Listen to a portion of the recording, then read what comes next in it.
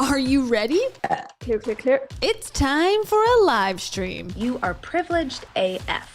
It's important to remember that. It's okay to cry. And it's also common to experience deep belly laughs. Hi, I'm Kia. Why does this sound cold every second? If you like jokes about scams, spirituality, and toxic positivity, It's so quantum. This is actually legit. it's time to tune into. The mango frequency. Wait, what? So let's dive right in. Got my celery juice right here. I am not emotionally stable.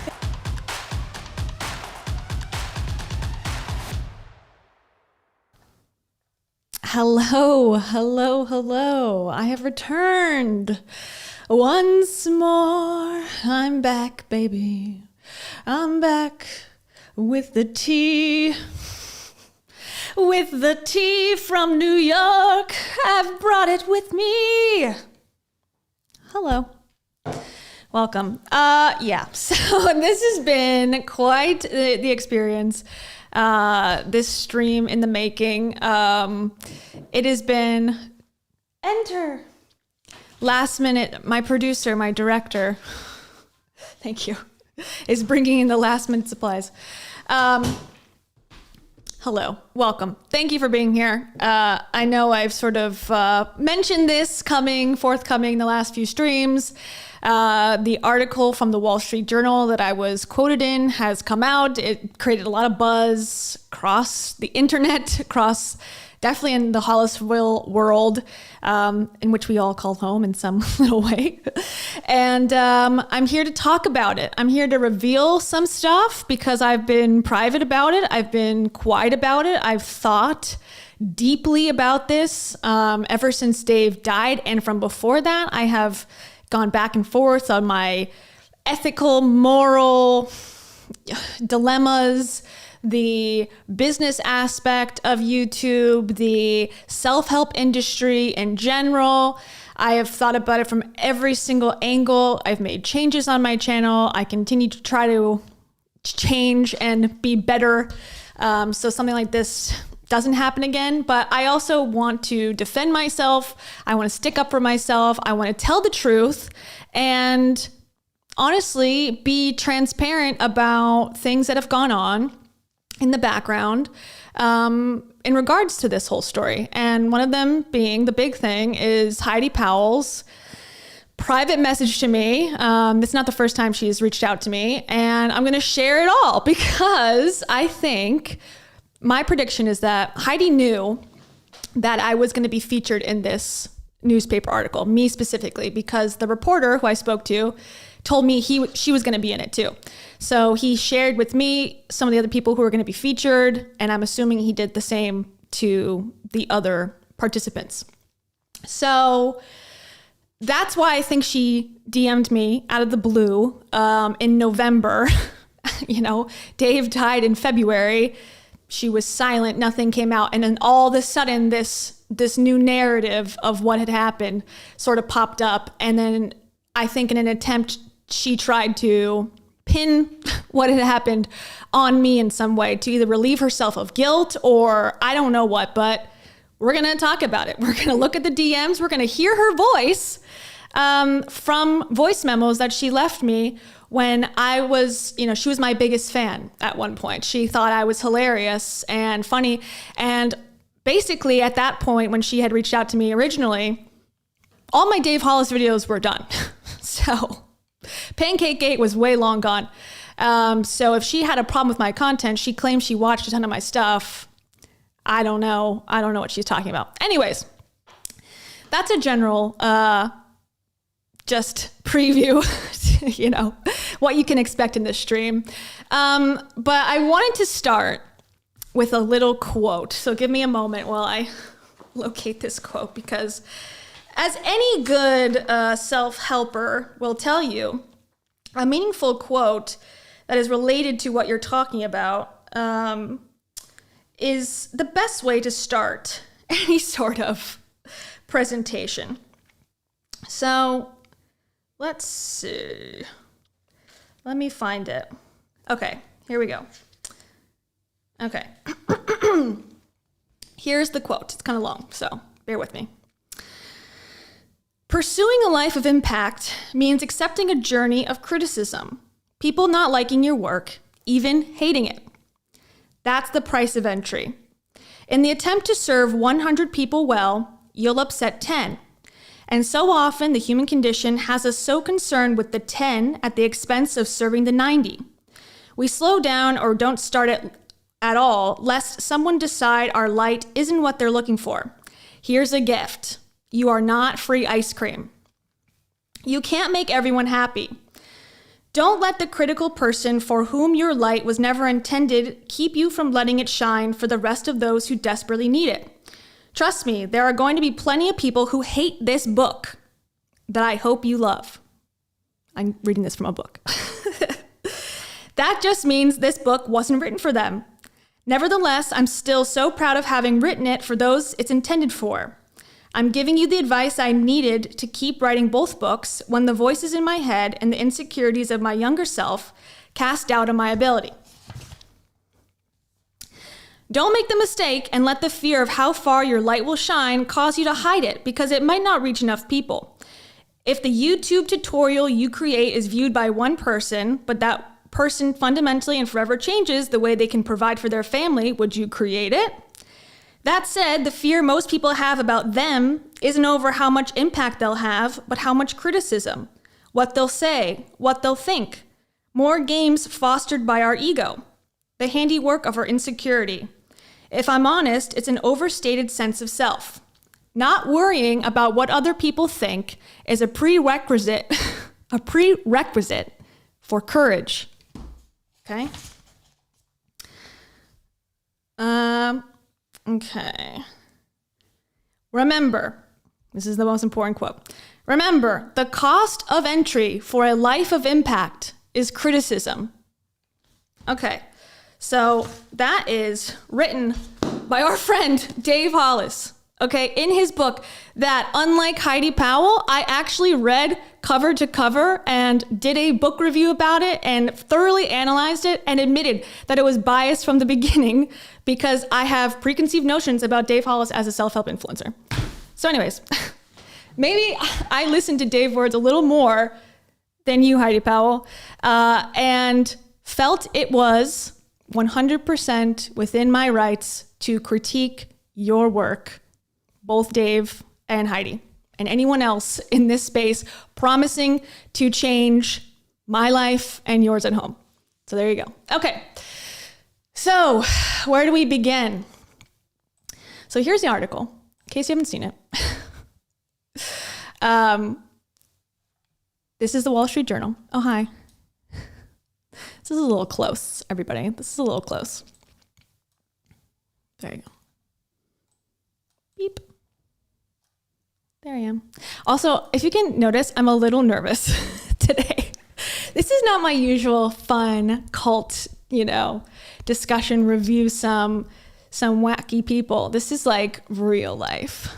So here we go. We're going to make it work. So this was an article that was written, it's like almost a year in the making because I just went through my emails, and the reporter that reached out to me, who is Eric, who's the one who wrote this piece, he reached out to me in March of last year, and we talked on the phone, March of this year. So now it's December. So I think he was working on it before he reached out to me, but it took a while for this to all come together. And the reason that Eric did this story for the Wall Street Journal is because he actually did sort of know Dave as an acquaintance, because he would, Eric has been like a Hollywood reporter talking about like business in Hollywood for the Wall Street Journal. And he talks about, things going on in China a lot, actually. So when Dave was working at Disney, he would call Dave to talk to him about like the article and, to talk to him about like movie reviews and things like that, because Dave was the head of distribution. So he had the numbers for box office movies, blah, blah, blah. So he knew him. He's spoken to him on the phone before. He said he never met him, he doesn't think. But he had sort of known him and followed his life even after he left Disney. So behind the tragic Instagram perfect life of an ex-Disney executive. So When Dave Hollis quit his plum Disney job to join his wife Rachel's self-help empire, the pair built a business around sharing some of their darkest feelings on social media. The reality was even worse. And I think if you've been on this channel for a while, this is not a surprise to anyone. And within the article, there was nothing to me that was completely shocking in any way. But the last line, I think, is what got a lot of people, and it got me too, upset or felt like very sorry for Dave. And I feel like even with the snarking and with everything going on, there was always like a sadness for Dave. Like, oh God, this is like sad to watch, because no one that's got actually good interest at heart for you, and this is me talking to Dave in the past, like would want this life for you. And I think all the haters were basically saying that. So let's read the article first, and then we'll go into, because I know it's behind a paywall, so a lot of people didn't get to read it, but let's read the article. It'll give us a nice refresh, and then we'll go back in time and we'll put the timeline together of like how I'm involved, all this stuff. Okay, so here we go. Let me take a sip of water and a big old breath.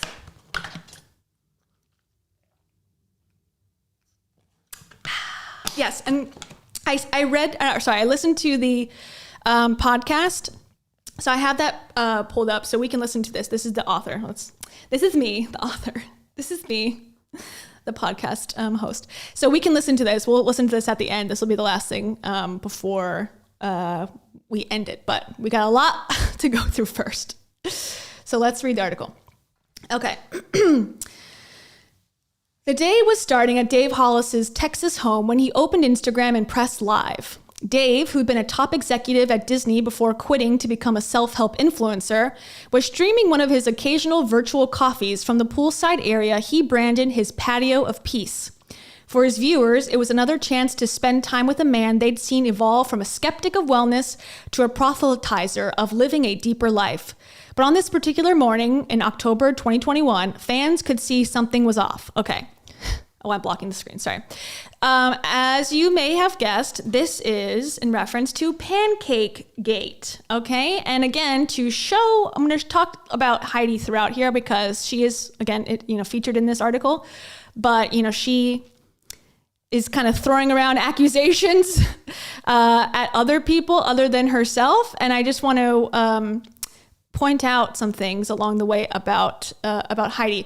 So if you remember, Pancake Gate was when, and we're going to talk about it more in this article, but when Dave, had just gotten through his Built Through Courage book tour, the label did not go through with it. It was like a thrown together duo adventure between Heidi and Dave, and they went to like parking lots in different states, and it was like kind of just not the most professional event ever. The groups were small, but they still got people to come out and like get their book signed and whatever. But you could tell he was disappointed in how it all went down. So then he comes home, apparently doesn't sleep, and then goes on Facebook Live or Instagram Live and just goes insane. Essentially, he's reading from this book. He's telling people it's going to change their life. It's $18 stinking over and over and over again. I did a whole video about it. You can watch it on my YouTube channel. But don't forget, okay, Heidi will change the narrative here that was just a mistake that he made and whatever.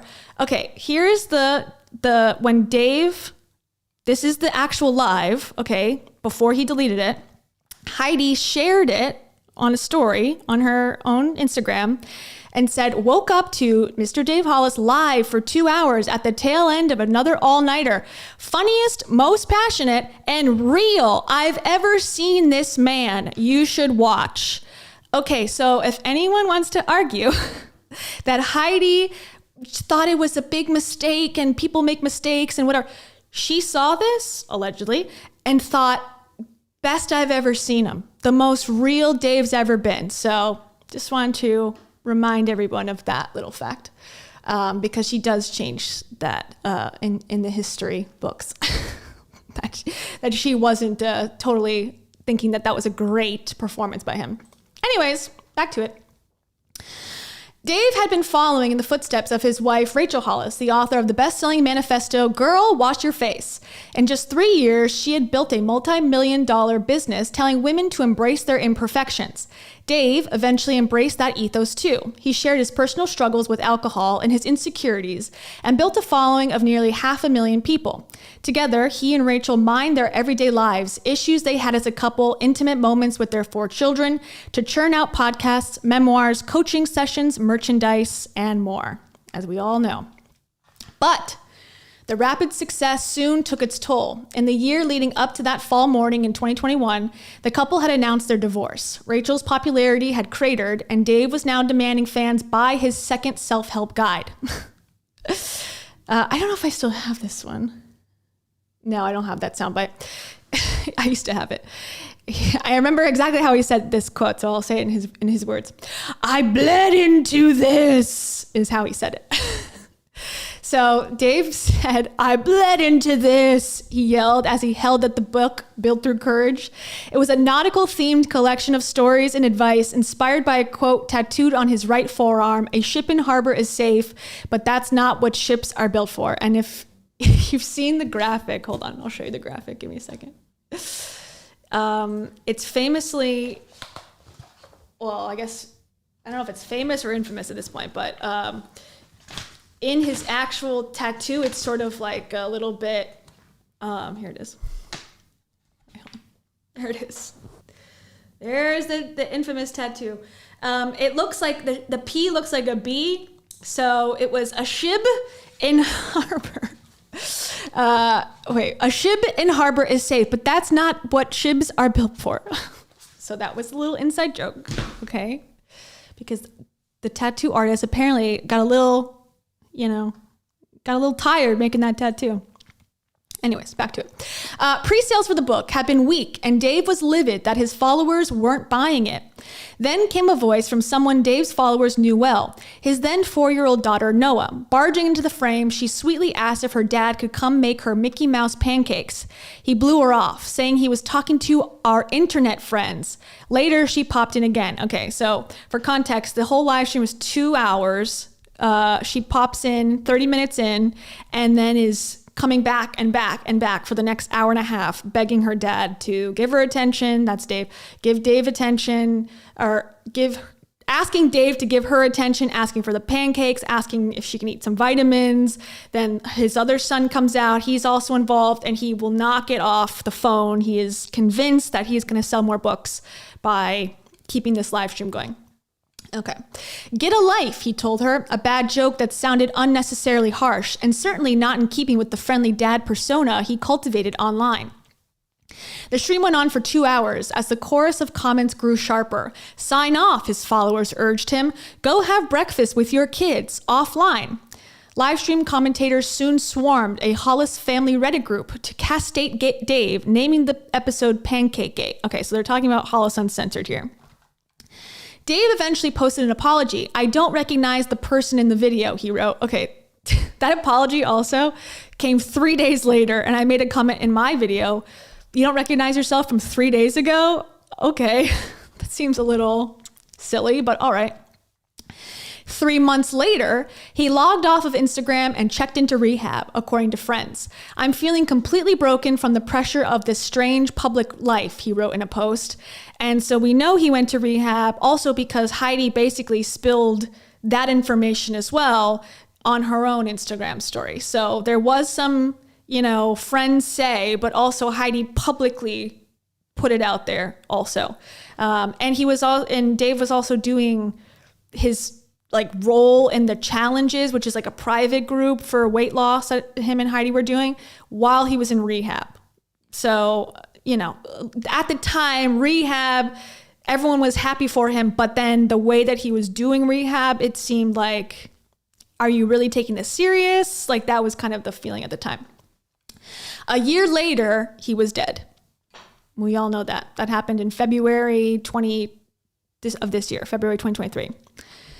The rise and fall of Dave Hollis offers an unusual glimpse into the pressures of the weirdly intimate world of social media influencers, where you are personally the product and everything you do in life can be produced into a commercial event. This story weaves together interviews with friends of Dave's from childhood, Hollywood, and his time as a self-help influencer. It includes interviews with former employees and colleagues. It also draws from the many books, hours of podcasts, and other outlets where Dave and Rachel publicly share details about their lives. Rachel Hollis declined to comment for this piece. Yeah, he said that Eric, the reporter, said he could not get a hold of her. He tried like many, many times. So here's some comments from people. In my opinion, these are problematic comments in my, oh, welcome, Heather. In my view that, pushing these families to continue making this content is like, is that even really helpful? But okay, whatever. Dave Hollis grew up in Southern California, the son of a contractor and a devoutly Christian mom. He was top of his class in high school, and we know he was the valedictorian, but he got kicked off of doing the speech because he gave his principal the middle finger. He was top of his class in high school and a DJ at the Pepperdine University radio station. Hustling in LA in his mid-20s, he soon met his wife, Rachel, then a 19-year-old assistant at Miramax. Rachel had come to Los Angeles from a small town where her father was a Pentecostal minister. She would later write, she was so religious that when she discovered the body of her older brother who had died by suicide, she remembered asking the 911 dispatcher if he was going to hell. Dave liked taking care of this, quote, small baby rabbit, he'd later write. They married in 2004. So we all know that story. Dave was the provider, Rachel, the attractive but approachable spouse, wrangling a bunch of kids. She tried attending acting school, writing novels, and finally event planning and self-help. Dave saw his job as keeping her expectations in check. Once, when she outlined deals that might take her self-help business to another level, Dave calculated the chance of them happening at 3%. Okay, and we all know that Rachel still to this day has a podcasting company called 3% Productions based on that very odd, passive-aggressive fight that they had together. And she also wears like a 3% bracelet, so there you go. Then in 2015, Rachel posted a photo of herself on the beach to Facebook. She was laughing at the camera in an orange and blue bikini, showing off, quote, a belly that's permanently flabby from carrying 3 giant babies. They aren't scars, ladies, she wrote. Flaunt that body with pride. Oh my God. This is like 2015 was like peak Monat, MLM. Like no one knew that MLMs were like scams yet. Like people knew that Amway was a scam, but they didn't know that Monat was a scam and Arbonne was a scam yet. And like this type of content, like woman dares to show stretch marks, we're still getting national news attention. So we've come a long way.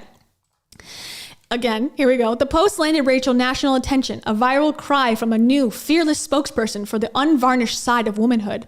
Her first self-help book, Girl, Wash Your Face, was released by a Christian publisher. At first, Dave was humiliated by its revelations. Rachel talked about her hairy toes. Oh, not her hairy toes. And their lousy sex. She does, but to be fair, then she says in the book also that now, well, at the time in 2018 that she wrote the book, we have sex like howler monkeys. So to be fair to her, she did, say it got a lot better.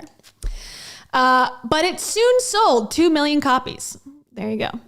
Its success also meant that suddenly Rachel was making far more money than he was. Dave would later write in his first self-help guide, now that she doesn't need me, he wrote, will she still want me? And he found out, unfortunately, that the answer was no. Now, we don't know what Rachel knew about Dave's double life, as she's referenced it before, when they got divorced. I tend to believe, and I don't know anything, I'm just guessing based on my own guesses in my brain. I don't think Rachel knew anything about much, honestly. I think she knew he had a drinking problem, but she also sort of has admitted that she has a drinking problem. So I feel like she just got sick of being, in a couple. She wanted to be a solo mogul, and she felt like she was so big that it was time to, what's her name? Glennon Doyle herself, and become untamed and become her own boss babe without Dave's support, because now she had the funds, she had the audience. I think she felt like she didn't have her chance to be independent because she got married when she was like 20 years old. But that's just my guess. I don't think she could have known and tried to leave him because of this drug addiction that he may or may not have had. Who's to say? When Girl Wash Your Face was published, Dave was the head of global distribution for Disney. He spent his days pitching release strategies to stars like Dwayne Johnson and booking blockbusters like Star Wars: The Force Awakens into theaters. It was a job that came with stock options and tickets to the Oscars. In the spring of 2018, he invited his childhood friend Sean Weehan for lunch on the studio lot. Sitting in an executive dining room, one table over from Bob Iger, the legendary Disney CEO, Weehan remembers Dave telling him, I could have that job in 10 years. So he was on the fast track to super success. I mean, Bob Iger is obviously a Disney CEO, is a huge, huge position. And Dave felt that he was, in line for that. But he told Weehan he didn't want it. In his mid-40s, he was feeling unfulfilled. And for the first time in maybe his entire life, he wanted to take a risk. Okay, and that's what self-help would tell you to do, wouldn't they? They would say, self-help gurus would say, stop playing small as a Disney executive, go all in and take a risk. And if you take a risk, it will never fail. It's like, shut up, find your purpose. Your purpose is not to be a father providing for his family. It's supposed to be to tell other people how great you are and post selfies on the internet, okay? Don't we all know that by now? Jeez. Anyways, back to June 2018. 4 months after Girl Wash Your Face was released, the Hollises moved their family to Dripping Springs outside of Austin, Texas. They were going to build Hollis Company into a self-help empire. A team of employees started to manage Dave's Instagram account too, a task the boss didn't take too naturally. He'd had a public job at Disney, leading conference keynotes and taking calls from reporters when a new movie premiered, but becoming the brand himself wasn't so easy. Then, in the summer of 2019, Dave had a fleeting moment that made him more comfortable in the spotlight, according to an employee who worked closely with him. He was at a 3-day self-empowerment retreat, so that's Rise, I'm assuming, that Hollis co-designed. Dave was running from one fire to another when Whitney Bass, a hairstylist from outside Minneapolis, stopped him. Bass remembers telling him that her husband tuned into the Hollis podcast because he shared Dave's skepticism of the self-help world. I appreciate that, she remembers Dave telling her. I want to be relatable to people who are married to the unrelatable.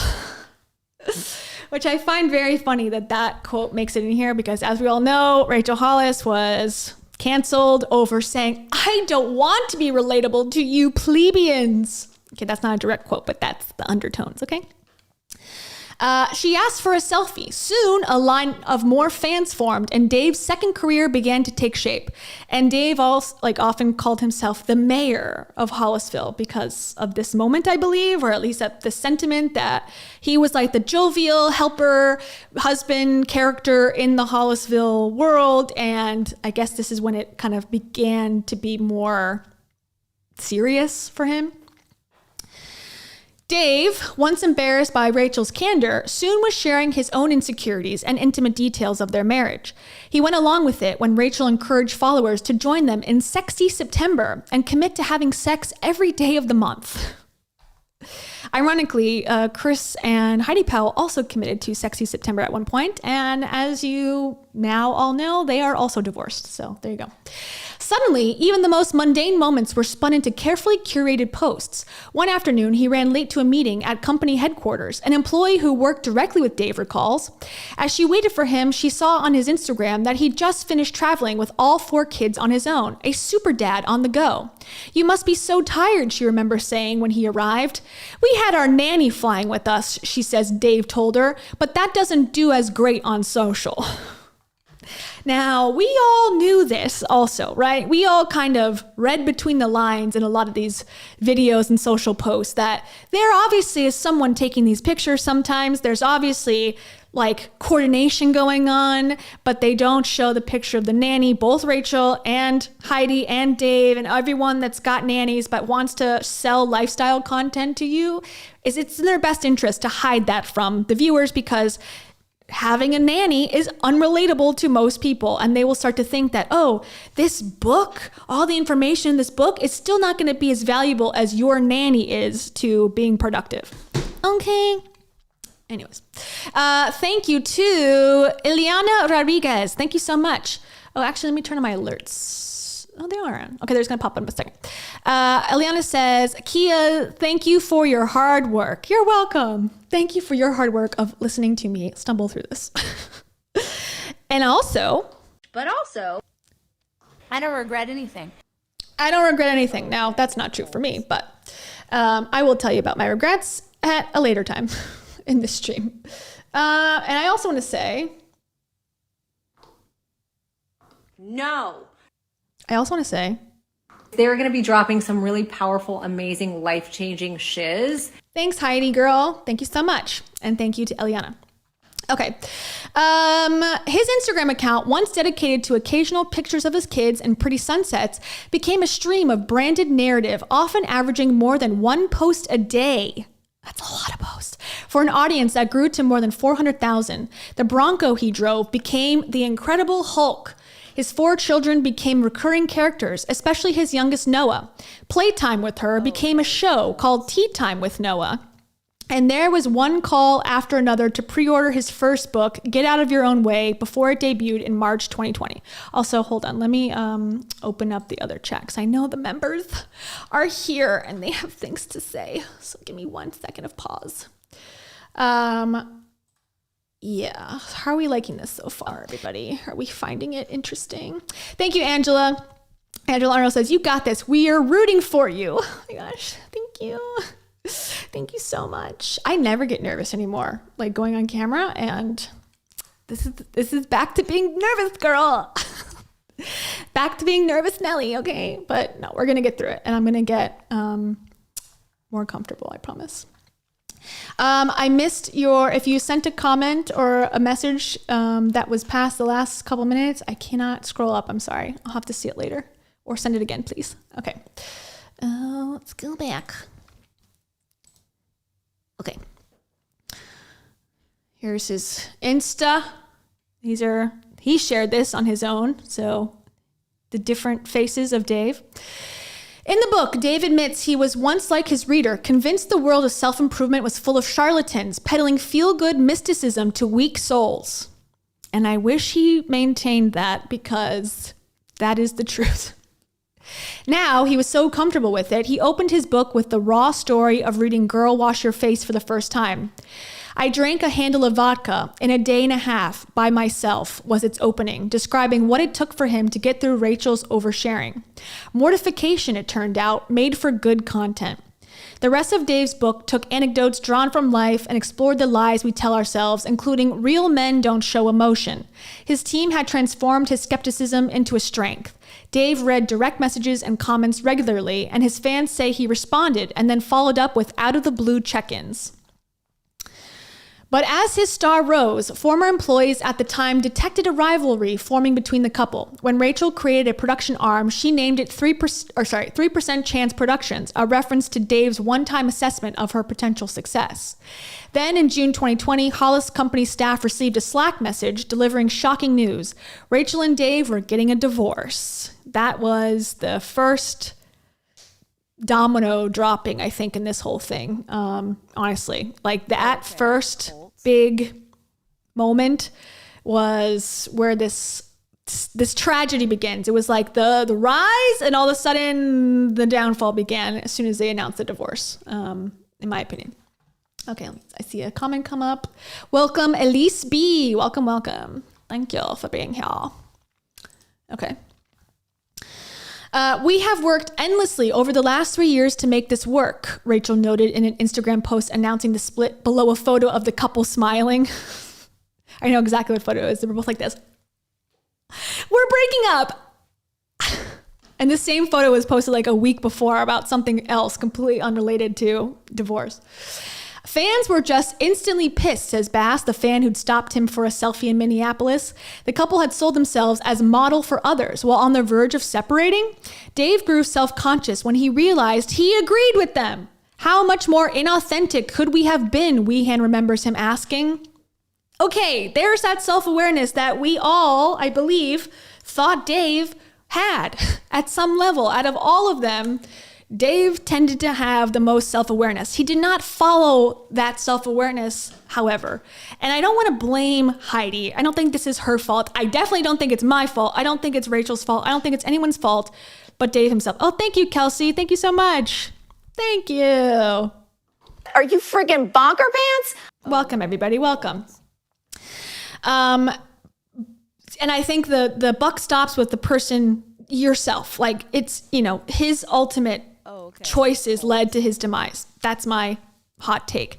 But I think, and we're going to get to this part in the article, he really took the advice and followed the women in his life and tried to emulate what they were doing for some reason. He's got a thing where he would just see success in a woman that he knew and then would try to do that in his own life. I think he did it with Rachel, and then I think he did it with Heidi. And when Heidi said, keep going, apparently he listened to her. And despite him having some self-reflection about I sort of agree with the people who are pissed because it wasn't real.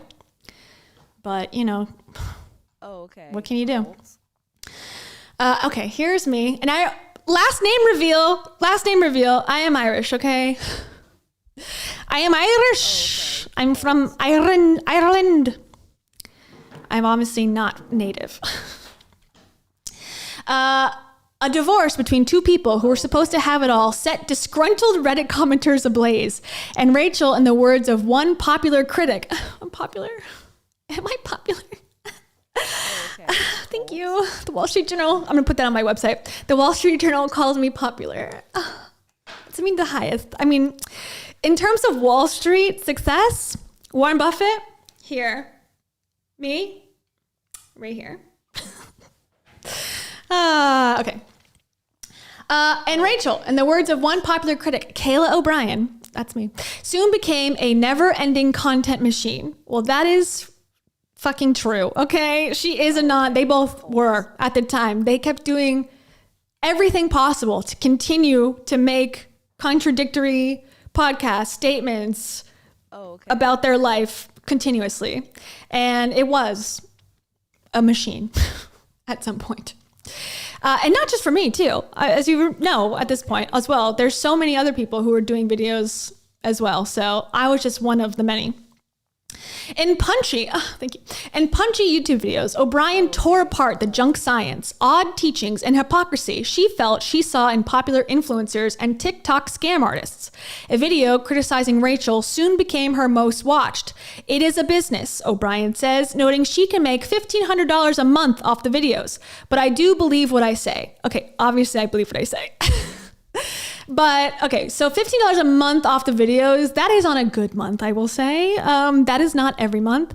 And that is an accumulation of every video. So if I do new videos and people watch the old videos, that price is accurate. But I'm not making $1,500 off each video. I wish, if we can get there, subscribe, because that would make my life much better and easier. But so that's a price of the accumulation of all of the work. And the one that is the number one watch video is the video where I attended Rachel Hollis's Rise, her last Rise conference virtually. The one she had in Austin that had 1,000 seats and only sold 20 or 30, 40 seats. And I did it virtually. That was the video. That was the top one. One controversy followed another in the year after the split. The biggest one was when Rachel dismissed a housekeeper as the woman who cleans the toilets. When a follower said such language made her privileged and unrelatable, Rachel shot back. Okay, so the way he describes Toiletgate is not exactly accurate. He sort of conflates two separate things. And if you're not super involved in this world, it's easy to kind of get that. But so what actually happened is there was a live stream and Rachel was talking about, different tips and whatever about life. And someone said, I'm so depressed. I can't wash my dishes. My house is so messy. And I did a whole stream about this. So if you want to watch it, it's somewhere. And it's on the channel somewhere. And she said, if you don't want to wash the dishes, don't worry about it. just let them be. And I thought that was decent advice. And then she said, or hire a house cleaner, like just hire somebody, who cares? And then people in the chat were saying, oh, hire a house cleaner. That's unrelatable. You're unrelatable. And she got pissed. She got all crazy and mad. And she's like, oh, I'm unrelatable. I'm unrelatable. Like, okay, or privileged AF was how it was. I lied. It was privileged AF. You are privileged AF. There you go. And so then she got all upset. And then she said the one thing about so much love and so much light. Here's this one to the commenter. I'm going to send you so much love and so much light and so much good energy today because I feel like you need it. And that was who she was talking to. So that was the live stream. That was one day. And then like the next day, she was referencing that live stream in her TikTok, which is the infamous toilet gate, where she talks about the house cleaner as she cleans the toilets. She cleans the toilets. That one. So this article is a little bit inaccurate, but same vibe. I get what he was saying. So there's a little bit of, but we all know that if you follow this story, you understand. Okay. Quote, sis, literally everything I do in my life is to live a life that most people can't relate to. That is the cadence. She said in a TikTok video, writing in a caption that she wanted to be like women she admired, such as Harriet Tubman, Malala Yousafzai, and Wu Zetian, the first female emperor of China. Oh, that was good. Yeah. All unrelatable AF, she wrote in the video's caption. The comments had come in April 2021 as a broader racial reckoning was shaking American business and culture.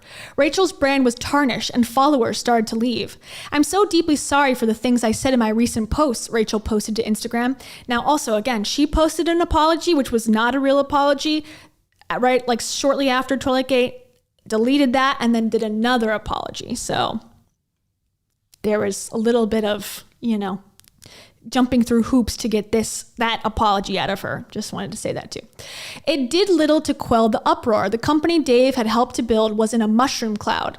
He was just a puddle of sadness, says Lynn McKay, of the first time she laid eyes on Dave jogging on a back road in the summer of 2020, soon after she and her family had moved to the area from Los Angeles.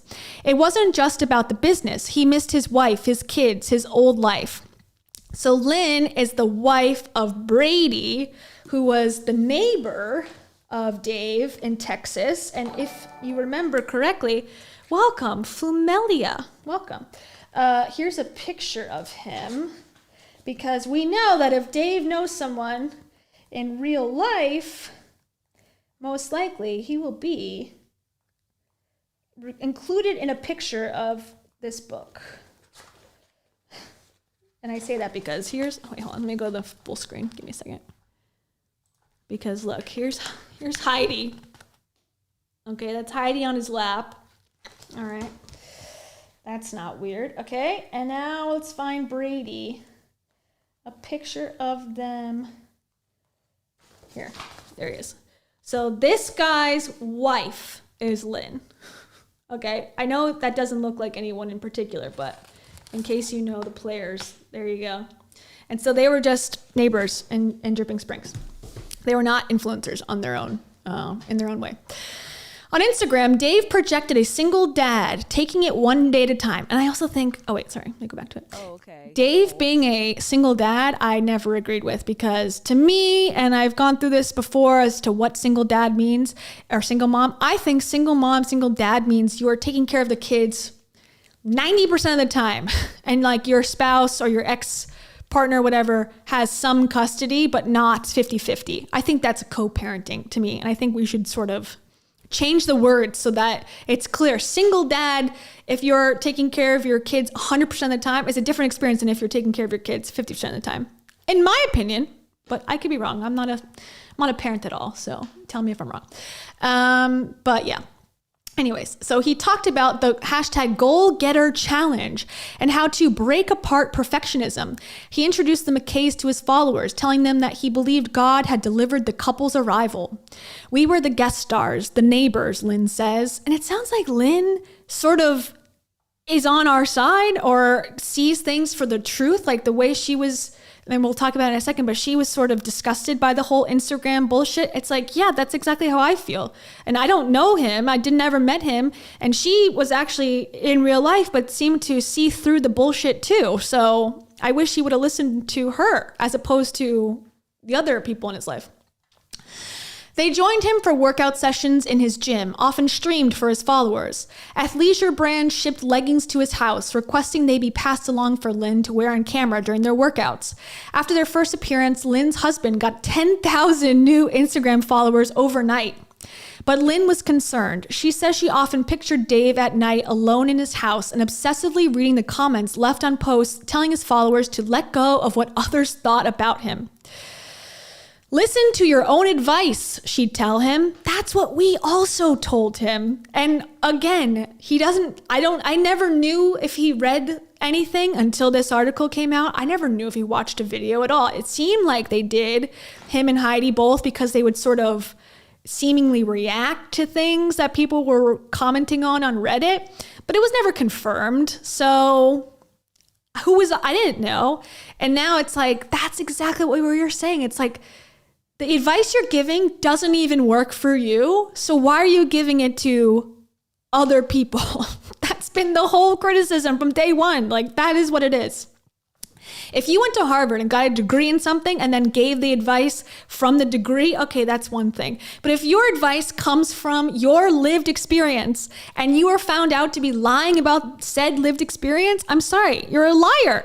Like, that's what it is. Or you're a hypocrite, or both. Like, I don't know how that's controversial. Like, that is how I see it. That's how I still see it. Anyways, on Valentine's Day 2021, Dave revealed that he was in a new relationship with Instagram fitness influencer Heidi Powell, who built her name on ABC's Extreme Weight Loss. As soon as the announcement was posted, Heidi remembers him grabbing her phone to monitor incoming comments, deleting the negative ones. It actually was a sweet thing, she says. Over time, Dave revealed that he knew some of the more frequent critics, rattling off their social handles. He must read these all the time, Heidi says she thought to herself. The hate sites, she calls them. Heidi says she had never heard of Reddit. I've been busy my whole life.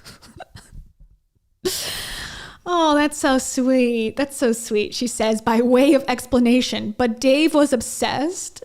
That is probably the funniest line in this whole thing. I mean, this is a tragic article, but that line just gets me. I was busy my whole life. I didn't have time. What is internet? I don't know. I'm busy. I'm busy drinking a shake at my house on Instagram. I've heard of Instagram, but never read it. I don't know. And the reporter Eric asked me if I believed her on our follow-up call. And I said, I don't know.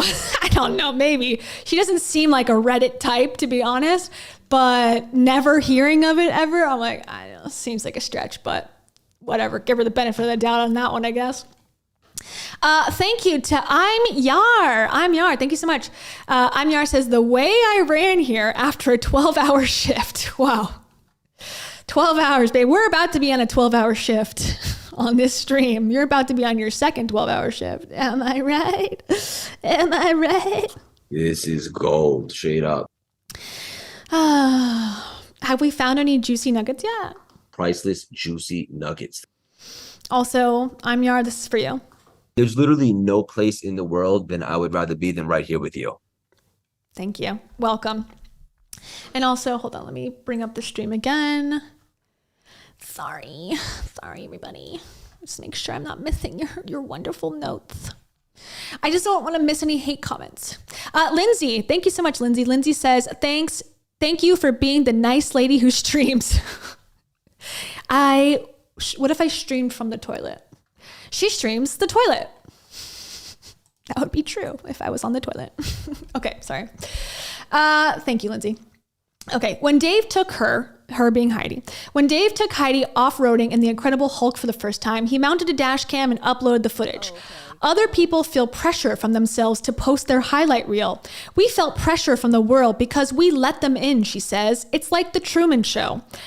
Okay, I think you also feel pressure to post your highlight reel there, Heidi. Like, let's be honest. Like, you're posting everything, which nobody needs either, but you're also posting glamorized fitness shots too. So I think that is also a highlight reel, but all right.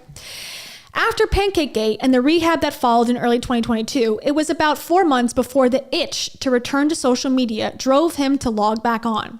He would write on Instagram. His friends could see how much Dave thrived on helping people. One woman, okay, so this person in the podcast interview that Eric does with this podcast host, The Unspeakable with Megan Dom, he sort of alludes to who this is. I don't know if it's a secret or not because he kind of sort of revealed who it was, but she's kind of familiar in this space because she was actually working for Dave and Heidi, so it seemed at one point, and she was involved in the groups. So I don't know if I should say, I mean, we can figure it out, but it's been someone that's been discussed in the Reddit community before, someone who's been in the group and someone who seemingly was in some sort of employee or helper or something for Dave and Heidi at some point. So that's who this person is. He doesn't tell her name in the article, so I won't either, but you can figure it out if you try. Okay, so after Pancake Gate, his friends could see, one woman said she had thrown away her suicide letters after discovering his videos, and they urged him to focus on the one-on-one coaching he loved. But they also wondered why their smart and successful and 47-year-old friend was bothering with Reddit bullies. Okay, I wholeheartedly disagree with Reddit bullies, but okay, I'll take it. Reddit commenters, I would say, and $7,000 sponsored posts. I want my cake and want to eat it too. Want to protect my mental health and stay connected to a community that has been by my side through everything, Dave wrote in his return post. Followers saw an avatar of health online, spray tanned and teeth whitened for Dave's newest hobby, bodybuilding. It felt like yet another late season plot twist, a new narrative that could sustain several weeks of posts about perseverance and showing up. In real life, neighbors saw him buying alcohol as early as 7 a.m. before heading home to record podcasts with titles like "You Are Worthy of Unconditional Love." Now, it's interesting that that one specifically was brought up. I forget exactly why, but we're going to listen to part of this podcast tonight. And I have a specific reason for it. Not the whole podcast, but a few parts of it, just because I think it's relevant. But yeah. That was his last one, I think. One of his second to last podcasts, You Are Worthy of Unconditional Love, because that is when he started going back to church. And that was towards the end, right before he died. Okay, so here's some comments. I knew it was only a matter of time that you'd be with Heidi before you got veneers. They look great, but so did your other teeth. First of all, I love your content. I have followed Rach and you forever. My heart breaks for what you're going through. Full of himself. Gross. I keep visiting your page as if somehow one of these times your story will be there, as if you will be there. It's so weird to grieve someone you have never met. So those are just random comments that they pulled. One evening in February 2023, Dave was at home with his kids. Okay, so here's an important part. This is something that was new, that had never come out before this article came out, and something I had not heard of. And I don't know. So this is coming directly from Heidi, so it seems. I don't know if there's corroborating evidence of this or not. It says there's some text that she kept. Was there a text that she didn't keep? I don't know. But this article seems like we're taking Heidi's word for how this all went down.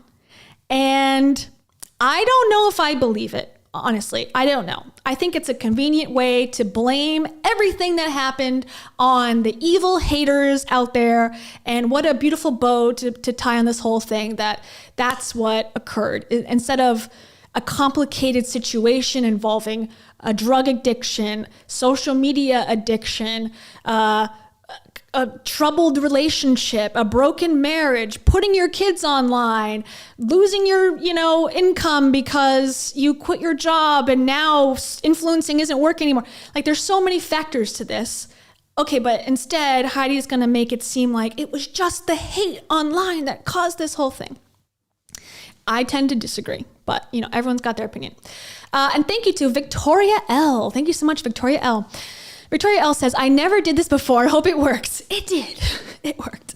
Been listening for a while. You got me through some stuff better than any self-help book did. Thank you. Glad we are back in the Ville. R.I.P. Dave. Thanks, Victoria. Thank you for being here. I appreciate that. Thank you for saying that. I'm not trying to change lives, but if I do, you're welcome. Okay.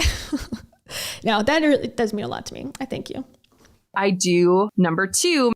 And I just needed you to know that. And also, I need to say this. I need to say this really fast. Call the police. Call the psych ward. Because I'm sweating. Thank you, Victoria. I appreciate it. Okay, so here we go. Let's get into the serious stuff now. All right. Everyone get in the mood. Okay. One evening in February 2023, Dave was at home with his kids. Heidi recalls him telling her. Okay, so source, Heidi, just trust me. His birthday was coming up. So his birthday was, I think, February 14th. He died on like February 11th. So, okay. His birthday was coming up and one of his sons asked him what he wanted. Keep it simple, Dave said. Draw me a picture. His son went online to find a photo of his dad to use as inspiration, but the search also turned up a critic's YouTube video tearing his dad apart. Okay, so a couple of things I'm going to poke some holes in here. Obviously, his 2 sons are in high school, so I don't think that was the 2 sons. I think it's his youngest son who would be the one to do this, and he's 11, so okay, I can sort of buy that. Why would you Google a picture of your dad when your dad is there with you and also presumably would have photos of himself in some capacity around the house? But okay. And just at this time is the first time any of the kids found any of the critics' videos. Just seems a little bit suspicious to me, especially when in the podcast we're going to listen to, they said it had already been affecting the family. So was this the first time or was this not the first time? That's a little bit contradictory to me, because if it's affecting the family months ago, what was, I don't know. Anyways. And this part too, just seems a little like perfect, but okay. How do I tell them what a great dad you are? He asked Dave. And I guess that's also coming from Heidi's perspective. Dave got in touch with Heidi. I don't know what to do, he texted her, according to messages she's kept. I hate this part of my life. Okay, again, like messages she's kept. I just seems like an interesting way to say that. I'm not saying she deleted stuff, but is that what it's saying? And I don't disagree. The whole point, I've made videos before about specifically this issue with your kids are not stupid. Your kids have access to the internet. Do not allow them to be on there and exploit them. Get them off. That's what I said in multiple videos on my own YouTube. So this was my advice. Take your kids off. They're going to be embarrassed by this, if not now, in the future. And these people, vlogging families, Dave Hollis, Heidi Powell, continuously to this day exploit their children online. Still, for what purpose? Attention from themselves, money, whatever. This is exactly what we did not want to happen. And I say we, meaning the critics. Anyways, she said he could leave the spot. Okay, this is toxic positivity at its absolute worst. Here we go. This is Heidi's wonderful advice to Dave. As he goes, I hate this part of my life. I don't know what to do. Okay. Someone upset. This is her take on it. She said he could leave the spotlight, which would have been healthy, which would have been better. Okay. Just so everyone knows. And let them win. Let them win. What are you talking about? What are you talking about, Heidi? Let who win? Let Dave win? Let peace win? I don't know what you're talking about. Let them win. Okay, so the haters win when Dave gets healthier and enjoys his life more. That makes sense. Okay. Or he could continue to flood the internet with positive Dave Hollis content. There were even SEO experts, she noted, that he could hire to help drown out the negativity. And she would be an expert in that because even though she claims she never officially changed her name to Heidi Powell when she married Chris, she never actually went through with it. She sued somebody to get HeidiPowell.com from a woman named Heidi Powell. So Heidi has all the internet experts working for her at any given time. So it seems she's an internet expert at manipulating the interwebs. Okay, sorry. Here we go. Dave's response. I am in on option 2. So meaning he's going to flood the internet with positive comments. Okay. Followers in early February didn't see anything amiss. Dave posted a photo of his daughter fishing and uploaded a podcast asking, does technology make me happy? The salve of a new plan didn't last long. A week later, friends say he got so drunk he needed a ride home. Before Dave headed inside, he committed to attending an Alcoholics Anonymous meeting and church the next morning, friends said. Dave was alone at home, Heidi says, when he called her. Now, I guess we have to trust her here. She might have receipts. She might have a missed phone call, or not a missed phone call, a phone record on it. I don't know if Eric looked at that or if he's just, again, taking her word for it. I'm not sure. But we're going to believe that Heidi was called the night that Dave passed. Heidi says when he called her, she could tell something was wrong. His breathing was heavy and he said he was ready to get help. When he didn't show up for the AA meeting, a family friend went to check on him. He was found dead in bed. At the funeral, details about what happened were hazy to even some of Dave's closest friends. They knew he had recently gone to the hospital with high blood pressure. Commentators speculated that he had a heart attack. Okay. Commentators speculated that because Dave's family put out a statement saying he had heart condition, he was recently hospitalized, and now he's dead. Draw the conclusion yourself, people. Like, that's what the family had said. So I thought, okay, that makes sense. It was Ed Milet said, I just gave Dave the name of my cardiologist because at a retreat in Napa that he was there with Jay Shetty and Tom Bilyeu and Lisa Bilyeu and Mel Robbins. Apparently Dave secretly, quietly had gone to the hospital with like chest pain or something. So it presumably made sense. And actually in his autopsy, they did find an underlying heart condition, which could have been part of the reason why he died after consuming fentanyl, cocaine, and alcohol. So it's a deadly mix. It's not just one thing. Most likely it's a bunch of things. But anyways, they knew he had gone to the hospital with high blood pressure. Commentators speculated, okay, that makes sense.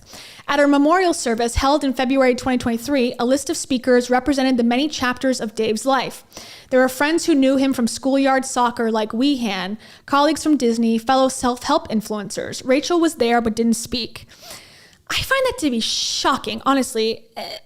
Not that I'm shocked by her, but like that the optics of that just seem crazy. Like, I know he's your ex, I know there's drama, but not even to speak at the funeral, it just seems crazy. But that was new information. She put on Instagram though, I have no words and my heart is too broken to find them. She wrote on Instagram, please wrap the kids up in prayers. Lynn McKay, Dave's neighbor, listened as several speakers provided the Instagram-ready versions of events. Incomplete eulogies that mentioned only Dave's humor, compassion, and charity. So Mel Robbins, I'm assuming is who she's referring to here, because Mel Robbins was the one who read the eulogy, even though she was on a list of several speakers. Sounds like that's who they're referencing here. Lynn wanted to scream.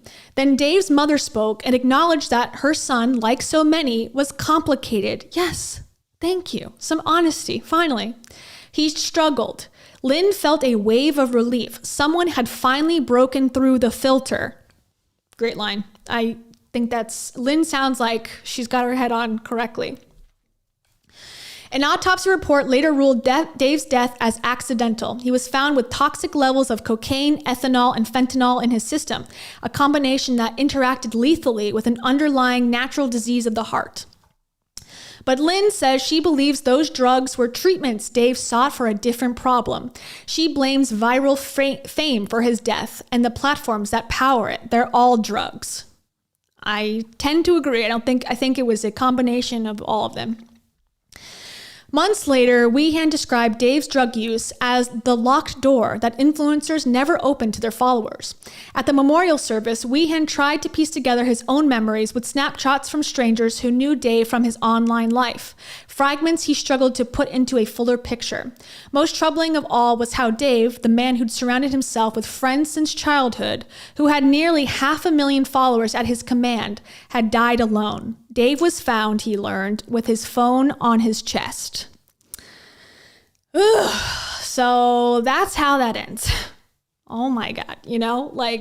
Reading that was pretty tragic. And I guess he had the phone on his chest because he was talking to Heidi, according to Heidi, but who's to say? Maybe he was looking at comments. I don't know.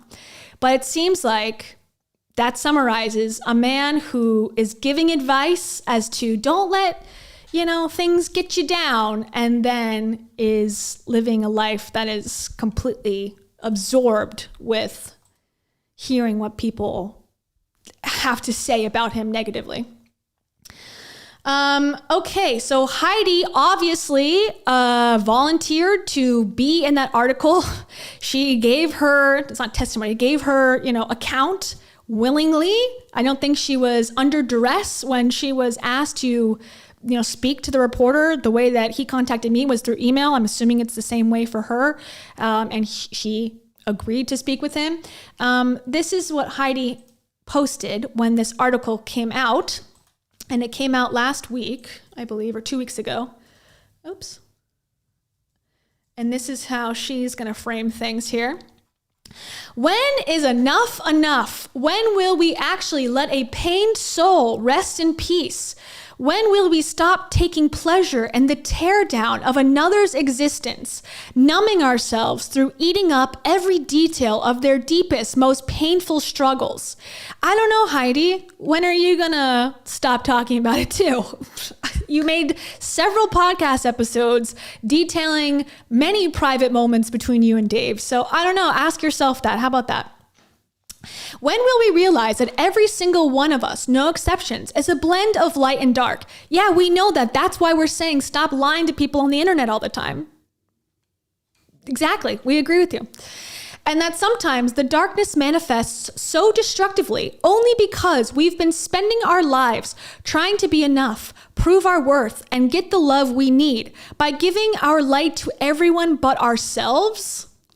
I don't really know what that means, but I guess she's trying to say that we just want to be liked, so therefore we should be liked by everyone. And if you don't like us, then it's your fault, and we cannot be blamed for anything we do about that. Probably never, but I won't stop fighting the fight for kindness and compassion.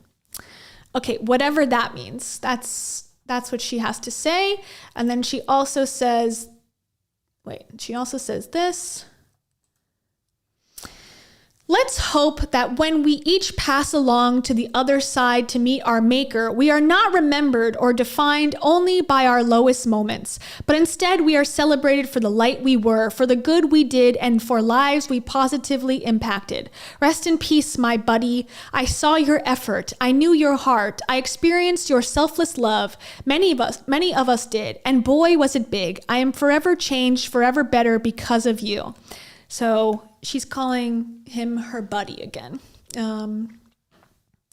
That's what Heidi has to say. So I think I said this in my stream previously, so I talked to Eric in March of last year or around that time, the first time. And then he called me again in October, I believe, to ask me some follow-up questions. And based on his follow-up questions, I had a fear that the narrative was going to be that I make a ton of money berating people online because of some of the quotes that he had pulled out from our original conversation. And we had talked for like 3 hours.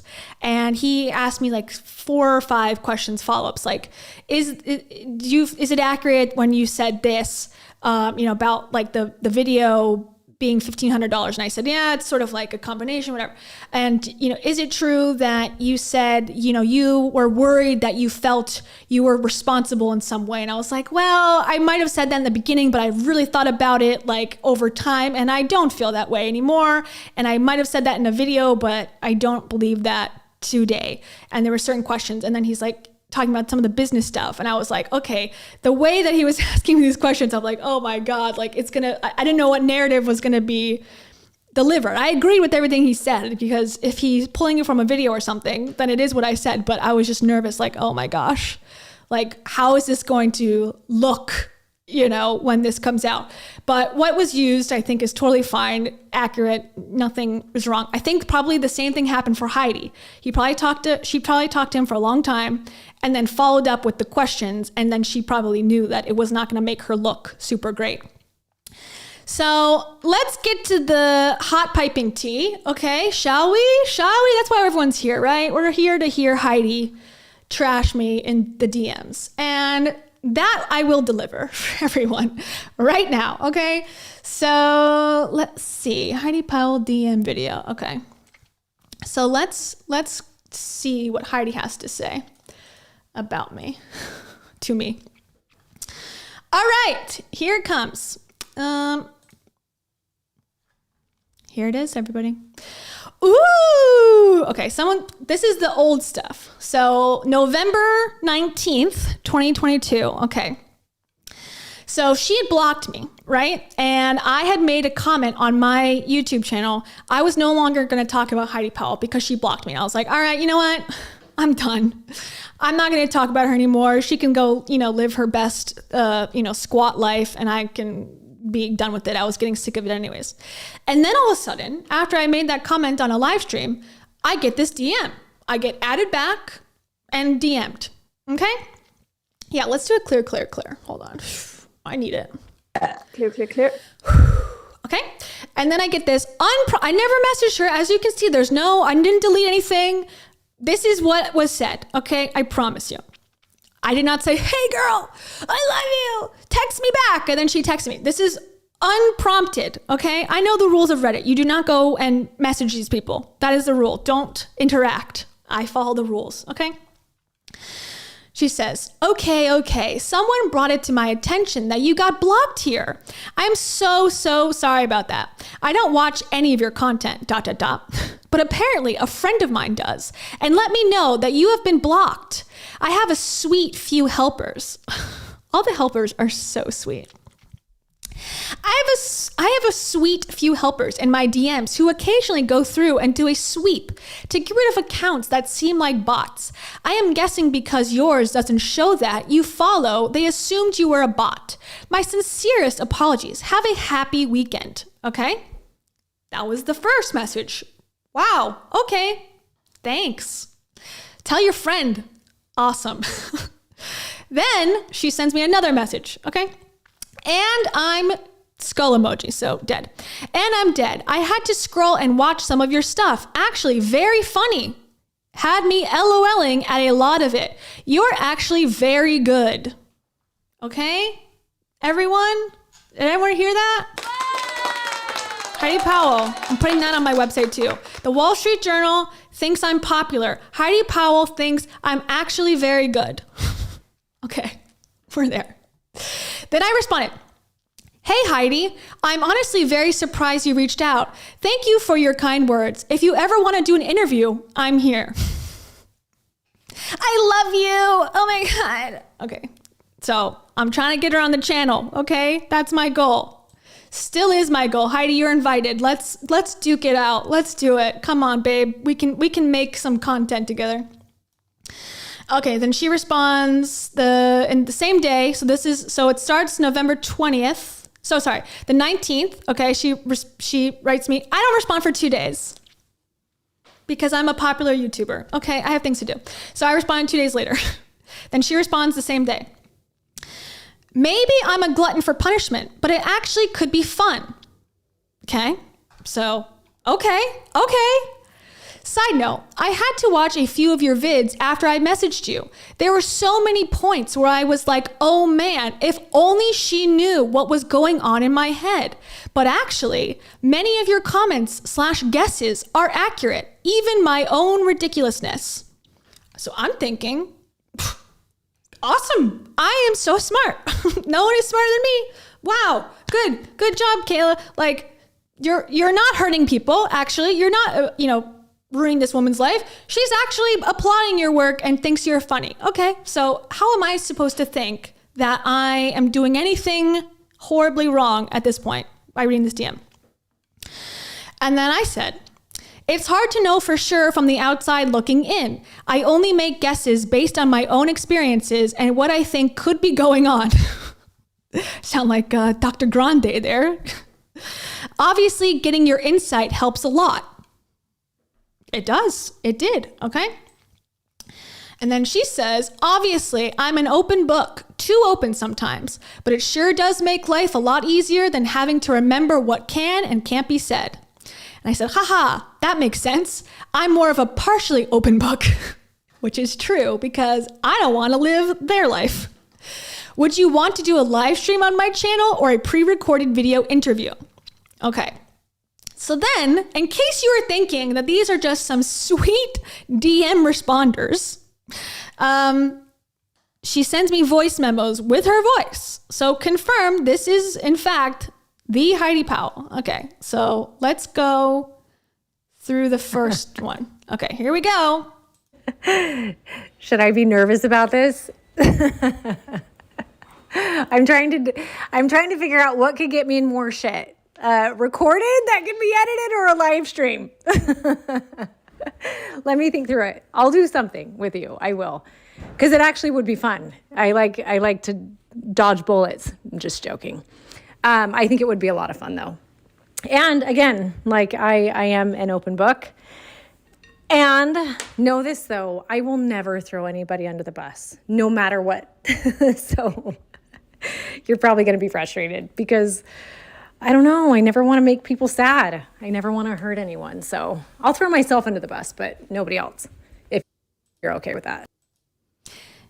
I only want you to throw other people under the bus, Heidi. Okay, so that's just like, okay, I'm going to do it. Let me think about it. Ha, ha, ha. But I won't throw other people under the bus. Okay, so that's voice memo number 1. Voice memo number 2. Okay, I'm about to jump into something with my kids. Before I do, while I'm thinking about this, I will do something with you, but it cannot be pointed toward hurting anybody else. So like if it's me, like I said, I actually am cool about it, but like I probably won't dive into any of the details of the Hollises because I don't want to hurt anyone, but I'm happy to talk about me. I'm happy to talk about all my ridiculousness. I'm happy to talk about, not my kids, unless it's really great because I have the world's greatest kids on the planet and Not my kids. I'm just going to exploit them myself. I don't want to exploit them on your channel. Okay, Heidi, thank you. Would never want anything out there. I'm sure stuff is going to be out there about them at some point, but yeah. But like, I would never want to talk about what anyone has done wrong. Does that make sense? Because I would only want to. Okay, got cut off. And thank you, JLB Nerdy. See, it's coming through. JLB Nerdy says, these voicemails are like an interview you got. Thank you. They are. And you know what? I kept these private for over a year because I'm like, I'm not trying to put people on blast for no reason necessarily. But when you give me a reason, I'm going to defend myself. Once again, like, this is ridiculous that, anyways, we're going to get to that part. But like, I'm not trying to, I don't know. I wanted to have this conversation publicly so people can learn from it in some way. People can see the truth of the self-help industry. That's bullshit. I've never hidden behind fake accounts. I've never done like anonymous stuff. I've put my face out there. I speak my mind. I reached out to her and said, let's talk about this. I'm not trying to make your life horrible. I just want to make content. I'm going to show you an email I wrote to Dave back in the day in response to a podcast he put out. We're going to talk about that. I tried to give my criticism some room for them to interact with in the sense of it's not all about hate. Let's have a real conversation about why people are upset about what's gone on here. And they both didn't do it. So what do you want me to do? You know? Anyways. Okay, back to Heidi. Thanks, GLB Nerdy. The other person could be on at the same time. Okay, wait, hold on. So this is the second half. So she got cut off, basically, from the last message. At the same time. Hold on. As I would only want to, if the other person could be on at the same time, to pitch in and speak as well. It's just not the kind of person that I am. But me, yes. And I mean, I can do like a confirmation or denial type of a thing on a handful of things if you want. Anyway, just a thought. All right, jumping into this now. Have a good night. There you go. Okay. So then I said, I hear you. Think it over. I think live is fun and you for sure can guarantee nothing is edited. Okay. Because I know that's going to be the accusation if I do a video that's, edited. Oh, I said something else and she edited it. They always say it. That happened to me in a journalistic way over a stupid restaurant. Okay. This guy basically called me a liar because I put the interview that he gave me in a video and he lied. And I could not believe that people would do that. Like in the comments, he's like, the reporter edited this. I'm like, I did not. It's literally verbatim what you said. Anyway, so I don't trust people when they say that they will be cool with an edited video. Then they'll change the narrative and go, oh, she edited. So anyways, do a live stream. Then there could be no worries that I'm going to doctor something. Anyways, I said, I think live is fun and you for sure can guarantee nothing is edited. I personally want to know all the drama with Rachel and Dave, but obviously whatever you want to share is yours to share. So yeah, there you go. And then she said, okay, thank you. More to come. Have a great night. And then I said, you too. Okay, that was November 21st. So then she posted a story about something related to her and Dave. I don't even know what it was. Something. I can't see it because it's gone. And I said, are you back together / never broke up?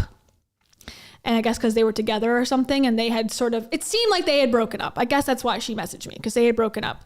And then a picture of him appears with her again. And then I say, are you back together, never broke up? Because now I think I got a source, I got a source on the inside. Like, let me see how it goes. And then she says, what if we were never together to begin with, ... I said, no way, ever? Then she never responded to that because I don't know what the fuck that was supposed to mean. You were never together or what? I don't know. So, yeah.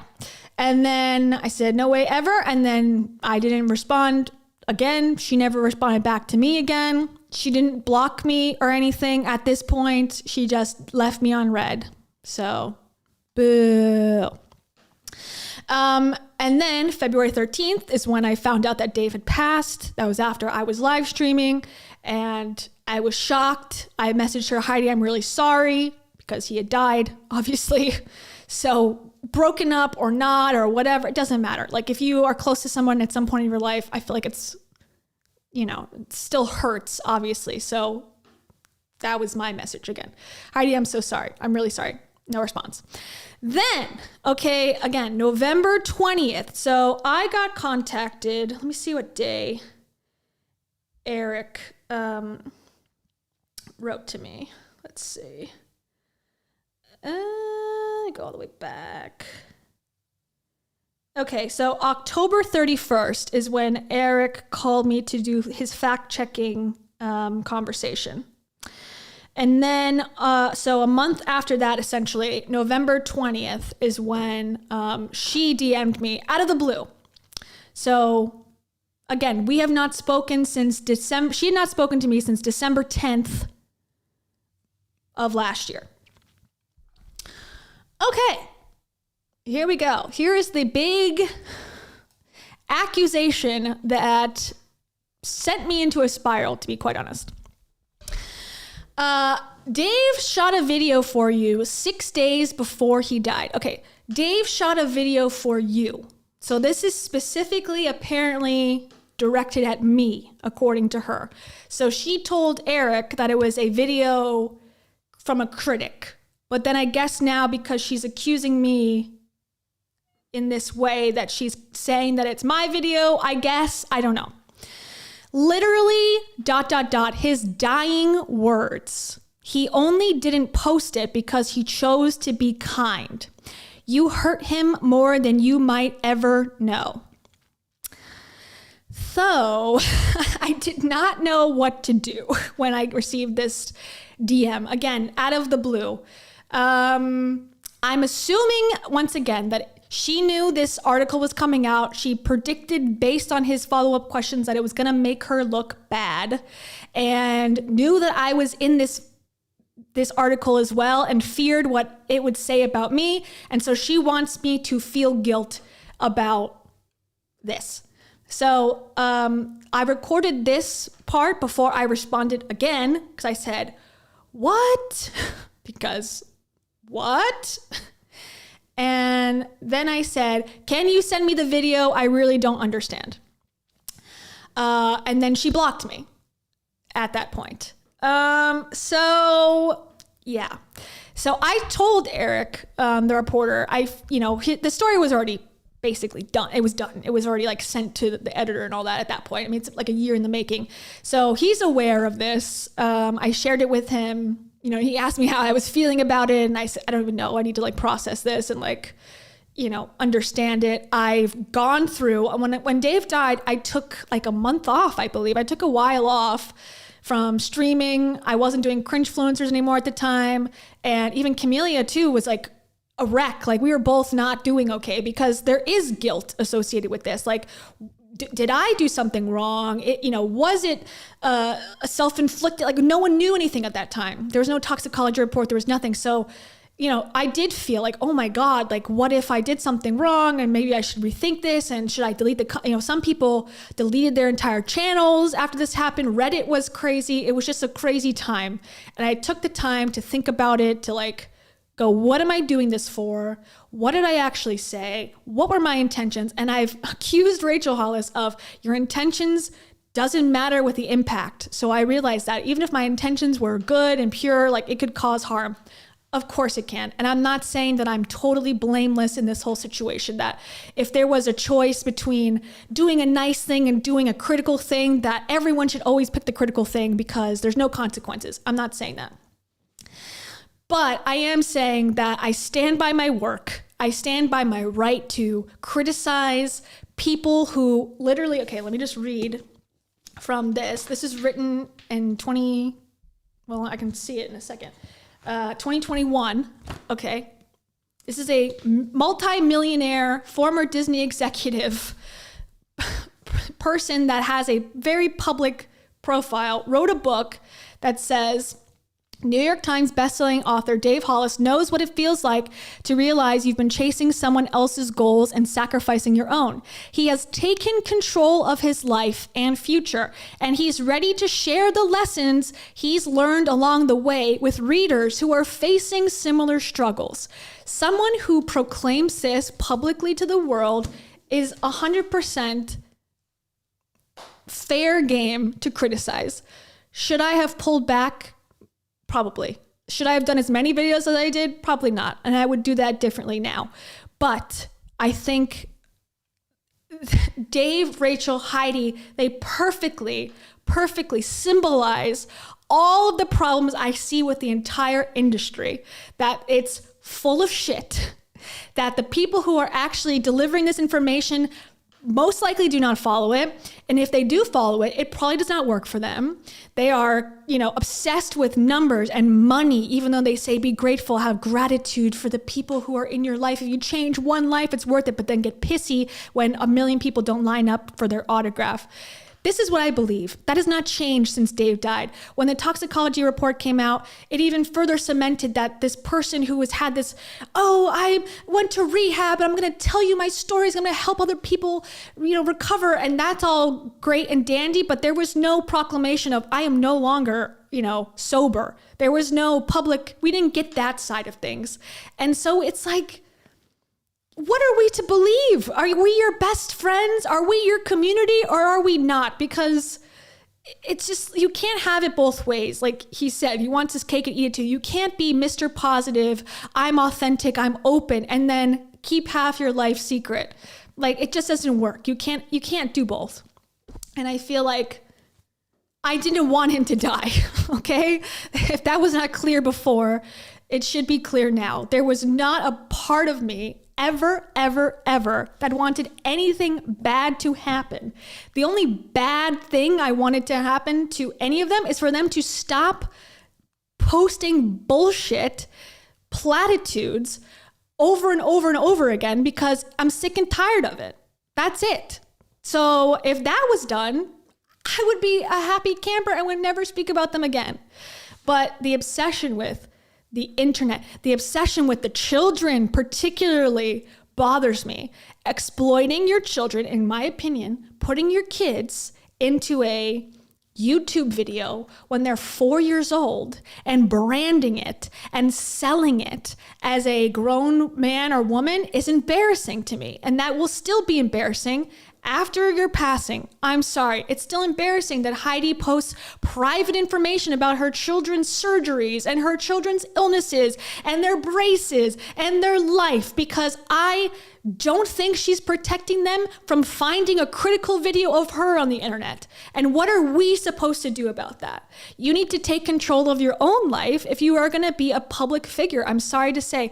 And the fact that we're going to listen to this podcast with Dave and Heidi talking about this very topic. This is like from, months before, or like even a year before anything actually happened.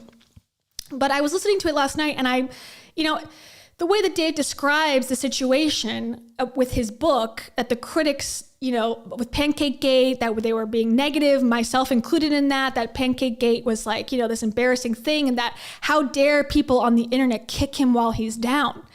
And I think that was so interesting that was his perspective, kicking someone while they're down. You are a successful self-help influencer.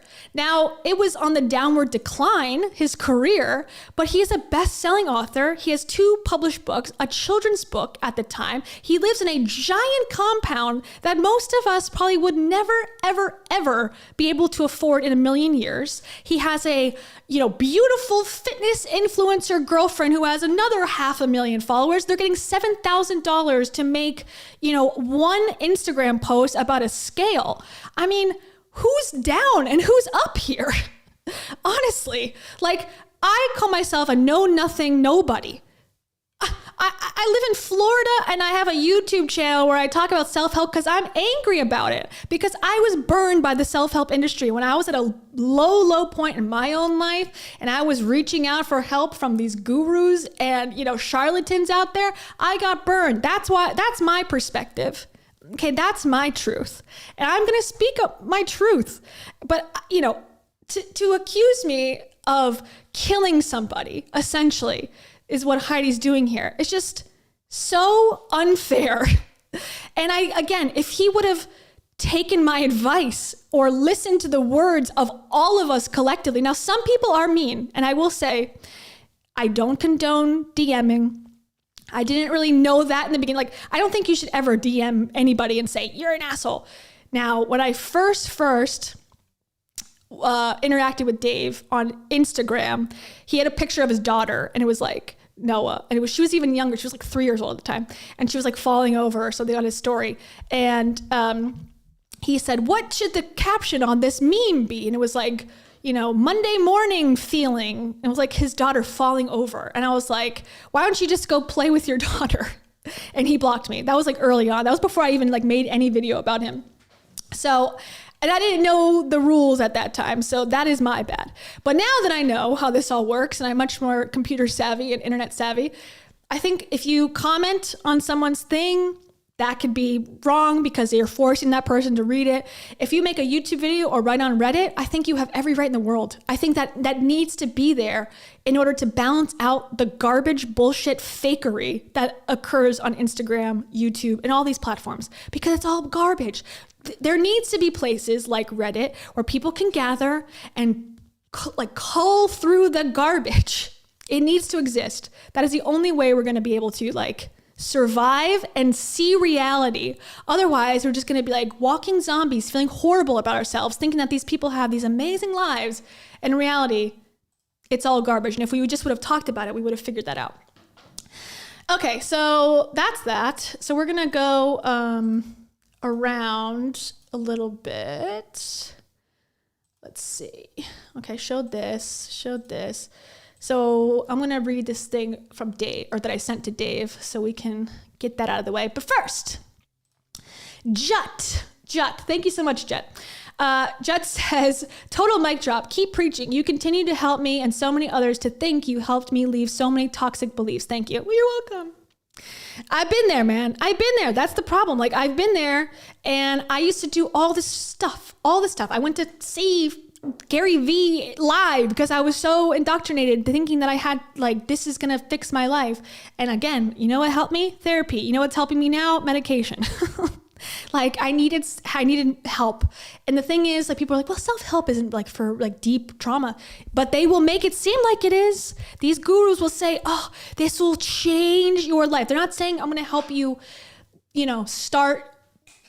get a little bit better at an activity that your productivity or something, or I'm going to help you get a little bit more compassionate. No, they're like, this will absolutely gut you and change your life, and I will get you a job, and it'll get you love and a soulmate, and it'll cure your cancer, and everything in your life that you've ever worried about will disappear if you just buy this $18 stinking book. And that is absolutely never going to be true. And that's the whole reason I'm here. So I'm not trying to tell you how to live your life. I'm just trying to point out that this is a lie. It's over exaggeration, and just there's other people out there that don't buy it. So don't buy it either. Anyways, for you, Jut, I say this. I don't do murder. That is not a thing I do. Me neither. Thanks, Jut.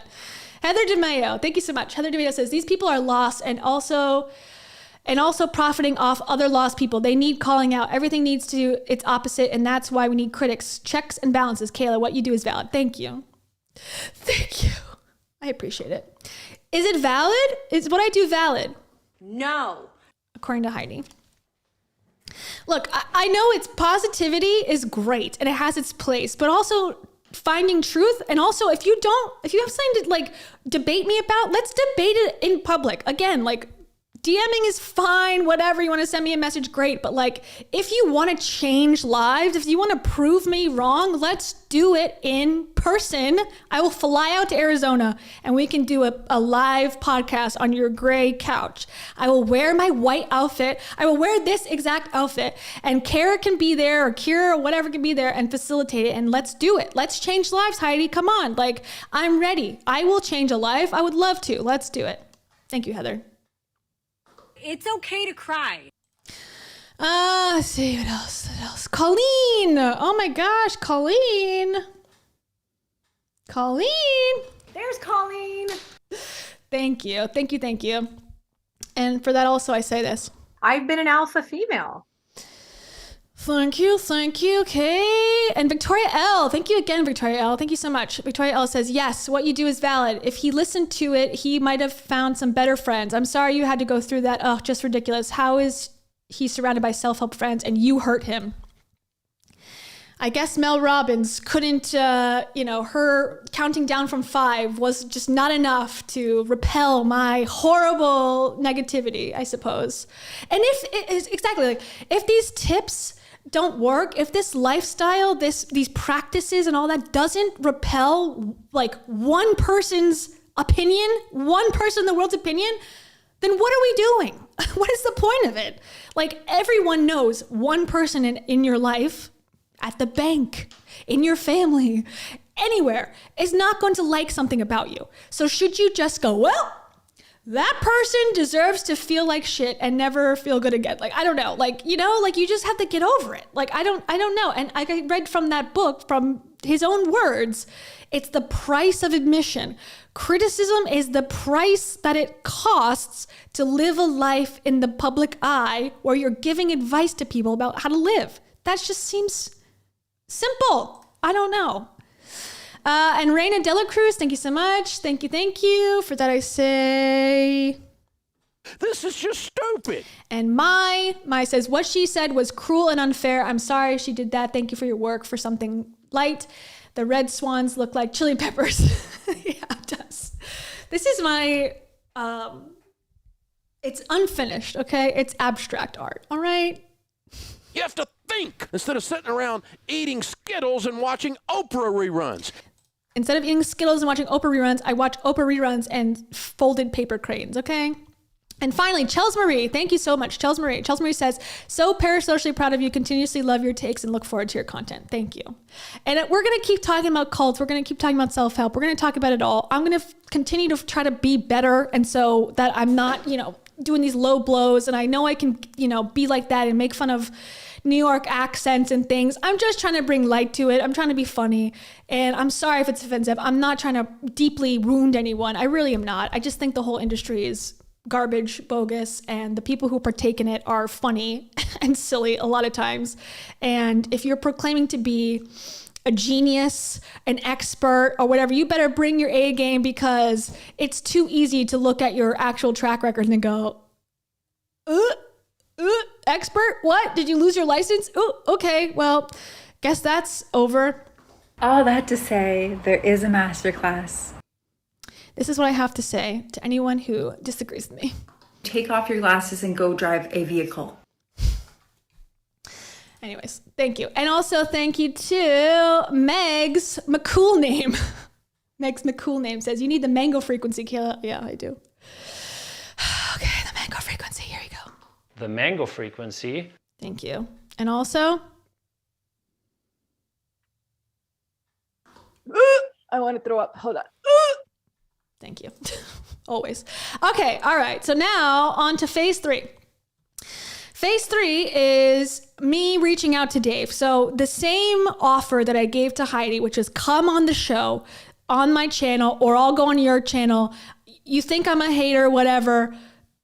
Let's do this. Let's talk. Maybe it'll make me look like an idiot. Maybe you're going to prove me wrong. Like, how can I guarantee that I'm going to, have this interaction and come out on top? I don't. I could look like a total fool, but I'm willing to take the risk because I feel like I am not wrong. I have a lot of evidence based on my own life experience as to why I'm not wrong, that this is harmful to people and is not actually good advice, because I can tell you what happened to me. So Dave and Heidi did this podcast. Now it's called bonus episode, The Pressure of Venturing into a New Space. So we're going to listen to some of it. And it's from, let's see. It's from May. Here it is. May of 2022. So this is before Heidi reached out to me. This is previous to that. And the beginning part, the first 10 minutes or whatever, or 20 minutes, is like them sending voice memos back and forth to each other. The audio's not good. It doesn't even really make sense completely. Like they're just like replaying their voice memos back and forth to each other. So I skipped that part, but the main juicy part is 20 minutes in, where they start talking about criticism, suicide, bullying, all those things. And again, I'm not saying it's invalid that they have no points at all that they're making that, feel true to them or could be true in some circumstances, but they're acting like they're high school children on the band or something, that, they're just being mercilessly ridiculed every single day for things that is unfair, and that, everyone's criticism is causing just mass hysteria across the world. And I'm not saying that they're accusing me specifically. They sort of talk about these like burner accounts and all that. And I do think, again, I don't condone commenting hateful things on people's stuff, because again, you're in their home. if you're commenting on their thing or DMing them or even commenting on a YouTube video. But if you want to make your own YouTube video or write on Reddit, that makes them have to go and look at it. And I think then that's their own choice. If you want to read hate stuff about yourself, hey, go for it. That's not, I'm just saying my opinion for your own viewers and my own viewers. So that's where my line goes. And first, before we get to the thing, Arian, thank you so much. Arian says, after all that has happened, Heidi still takes zero accountability for someone who claims to want to build people up. Her track record sucks. Yeah. And, you know, she's also got her own issues. I get it. Like, I'm not trying to say that, you know, she should be this perfect person that doesn't make mistakes or get upset or angry. But, you know, like, just keep it relatively, like, within reason. Just be reasonable, you know? Like, I don't know. I just think it caught me off guard again. And if she really believes that, like, that's what all happened, I feel sorry for her because she's never going to get the help that she actually needs to, like, move on with her life. And her podcast is, like, a testament to how unhappy she really is, I think. And also, I feel badly for her because she's going down a path that I was going down, doing all this metaphysical shit. Like, it's not going to end up anywhere but back to where you started. So good luck, I guess. Oh, okay. Thank you. And Annie says, Annie, thank you so much. Annie says, can't watch now, but want to support. As we saw with Jesse Lee, the same people who sell the grift can also be victims of it. You are doing good by exposing and questioning this dishonest industry. Thank you. Yeah, I think, and I've said this before in many podcasts, that I think Dave, as much as he was a perpetrator of self-help drivel, he was also a victim to it too. I think he really believed that if he tried really, really hard to run marathons and Ironmans and whatever, that it was going to be fulfilling in some way. And it's like, a lot of people could have told you, it ain't gonna do it. It ain't gonna fix the void. You got to fix that void first and then do a marathon if you want to. It's not going to be a replacement. And your life was public and people have opinions and you make a lot of exceptional claims about your marriage and things, you get divorced. Of course, people are going to be mad. It is what it is. You know, no one chose this life for you to put it online. So that's why we're all here. So I agree. I agree with you, Annie. Totally. And for that, I say, get off your butt. Get off your butt, Annie. Okay. Okay, so let me go back to the email because this is my proposal, okay? So now I'm exposing myself, all right? I'm exposing everything. And that was something that affected me a lot too with the article was like, you know, the article sort of shows like Dave had this privacy. He like didn't tell people he was drinking. He kind of like hid. He was embarrassed, had shame. I have some shame about this whole thing. I don't think I'm guilty, but I also have shame about it because I'm like, well, you know, maybe it's wrong, maybe I shouldn't do it. So I go, you know, back and forth in my head about how bad I should feel.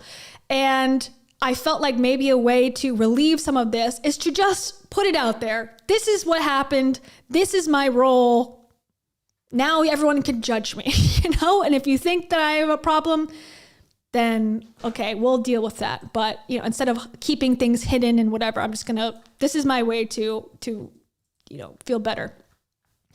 Okay, so I sent this in May 11th, 2022, and this is after the podcast we're going to listen to now. But this is what I said in response to it. Hello, Dave. You may consider me to be a hater, and I think this presents a unique opportunity. Monate. No. And I think this presents a unique opportunity. I listened to your most recent podcast episode, bonus, The Pressure of Venturing into a New Space, that you recorded with Heidi Powell. I'm sorry that you found yourself in a dark place. That's never easy, but I'm glad you found your way through it. You mentioned YouTubers making content, as well as troll accounts personally messaging you. I 100% don't condone people sending hateful and or threatening messages to you personally. That's definitely not cool, as I just said. I am, however, interested in your point of view about YouTube content. I'm not sure if you've ever come across my videos. I link my page, but I've created a lot of content about the Hollis Company and your work through a negative lens. I myself was once a self-help skeptic turned believer turned hater. So he considered himself, or he did, a self-help skeptic turned believer. And so I'm saying I was the same way, but now I'm also a hater at the end of it. I have a proposition for you. I would love to interview you and Heidi or just you on my channel. I think it could be a great way to address your perspective on criticism and dealing with negative reviews, etc. online. Now, I need to preface this. I am not an easy interview. I have a very critical viewpoint about self-help and your work in particular. However, I promise to be professional and courteous. But if and when you feel like you want the opportunity to address a hater face to face, I am down. Also, no, I'm sorry. This is humble bragging from me, and I apologize, but it is what it is. Also, just a side note, in case you think I'm an insane person, I left journalism at the beginning of the pandemic to pursue my video production business, and my YouTube channel sprung up from that. However, I've won an Emmy for my work and worked in large market TV, newspaper, media startups. I have some credibility, hopefully. Haha. Let me know if you'd like to chat. Kayla, aka Kia. So I worried about this, and he never responded, by the way. Never wrote back, never acknowledged it, nothing.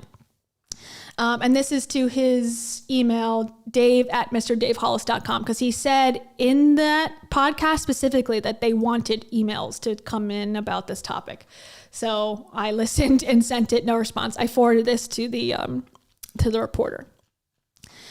And I feel like I was worried for a minute because I had linked my video. So I thought, oh my God, what if he never had heard of me before? But then I linked my videos and then he was forced to watch it. Like that's if I commented and said like, you're an idiot, and then linked my videos. I thought, well, maybe even though I believe this is a professional and straightforward and like, I'm not trying to hide my face or who I am or what I believe or trick you into anything or, you know, mislead you in any way. I worried that, oh, the link may have made him upset or something. But now looking at it again, I'm like, yes, maybe. But this is a grown man who's claiming that he can help you change your life by having courage, for God's sakes. Like, you know, he's not a little boy.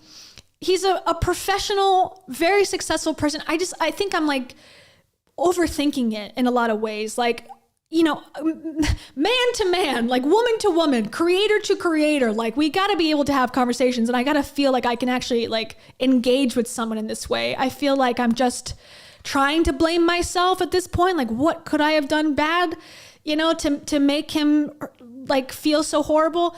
And I don't know. I just feel like he's a person and Heidi's a person that just cannot handle anyone not worshiping them. I think that's the bottom line. Anyways, okay, so let's listen to the podcast. Hold on. I was listening to John Mayer earlier, as you can see. So let's not listen to that. Oops.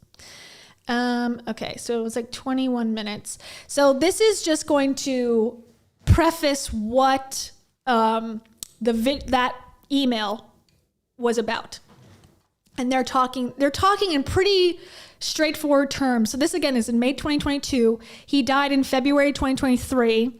And they had been talking about the haters and the criticism for a long, long time. So that's why I call into question the timeline of the son found the video, and then Dave got upset, and then Dave went on a bender, and then Dave died, and therefore the critical video is to blame. I just find that to be unlikely, and if it is what happened, then it was on a long journey of this being a problem and them both, Heidi and Dave, and honestly probably Rachel, not taking care of it on their own, not finding a way to cope and not leaving the internet. So what do you want people to do? And thank you to Michelle Sauter. Thank you so much, Michelle Sauter. For that, I have this to say to you. I'm gonna stomp you. Just kidding. I'm going to insult you, okay? Are you ready for this? Here we go. It hurts. It stings. Your fan character hurts and stings me. Thank you, Michelle. And also, thank you to Joe B. Joe B. Joby says, I get why you didn't share Heidi's DM sooner, but I wish you would have so that we could have been there for you. Parasocially, of course. LOL. I think you'll love reading the chat later. Lots of support for you here. Thank you. I appreciate that. And I will read the chat later. I know this whole stream has been an emotional roller coaster. The stream, all of this surrounding this has been a lot. And I've just been trying to like deal with it internally. And I feel much better like I said, exposing myself, defending myself, being honest, about what's been going on, because I was confused and sort of like not sure how to handle this. And here we are. So decision's been made. Thank you, Jopi. I really, really appreciate it. And for that, I say, Gonna have to actually drink a little celery juice. Keep me going here. drink some celery juice tonight, okay? Before bed. That's my recommendation. Got my celery juice right here. Not a doctor. This is not medical advice, but drink celery juice in your butt. That'll cure all. Okay. All right. So let's, it's going to be weird to hear Dave's voice again for anyone who hasn't heard it in a while.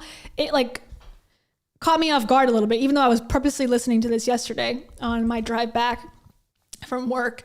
And, but I think it's worth it. And I think it was relevant to this conversation. So again, this is from May 2022. This is 20 minutes in.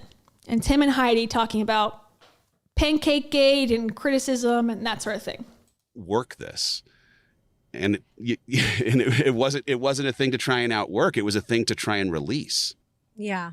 I mean, I think this is a whole different podcast in and of itself, because there are really terrible voices online. There are.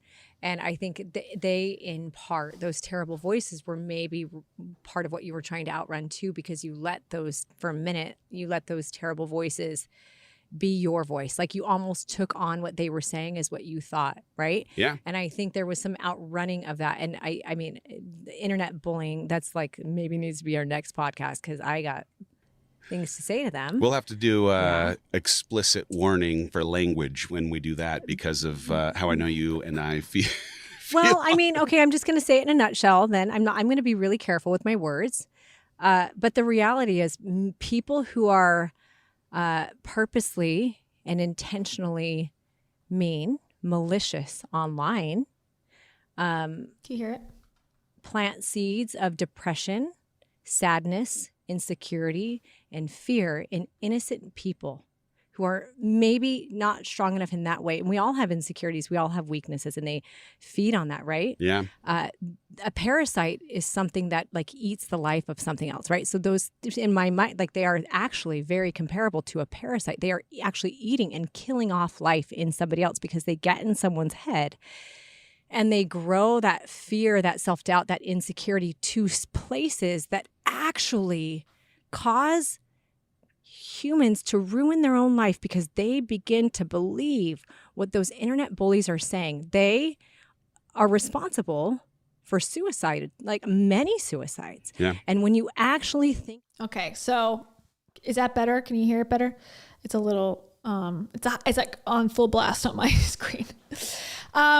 Yeah, so again, this is like how Heidi thinks. If you disagree with their grift, which is selling protein powders on the internet and telling people to eat broccoli with water so your stomach bloats and you don't eat all day, or Dave, yelling about his book on the internet, if you think that there's problems with that or that it's hypocritical, then you're responsible for suicides.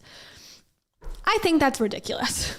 It's a joke that makes people who really are the victim of, bullying in a school setting or cyberbullying it's just like, and I don't know, they don't go into details, of course, as they never do. They keep it vague so that everyone's responsible.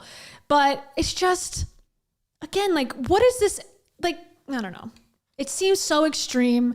It seems like we're dealing with someone who is a private person who is just trying to live their life quietly, and that all of a sudden they're getting hate mail for no reason, as opposed to people reacting fairly normally to something that's gone on, and to the grander thing at play here, which is influencers are everywhere, and a lot of them are annoying.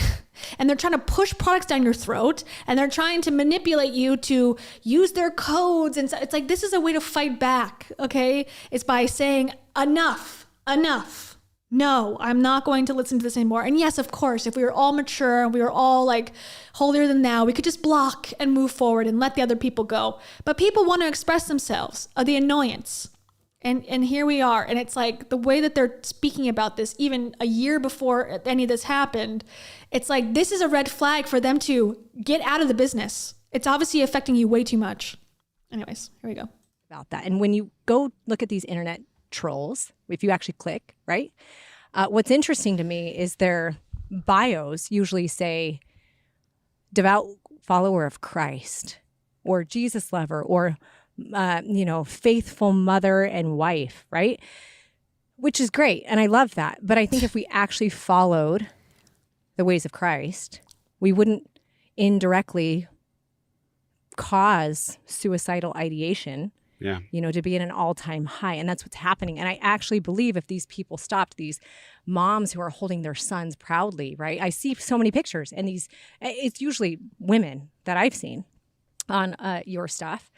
It is really sad to think that that woman's son or daughter or grandson, there's a lot of grandmas too, might be the victim of someone bullying them the way that they are currently bullying somebody else. Yeah. And when that happens, like my heart hurts for that person because they are about to feel what they caused somebody else to feel, right?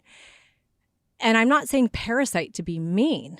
It just is. If you look up the definition of a parasite, like they are eating and sucking life. And here's the thing though, I don't think I would change it.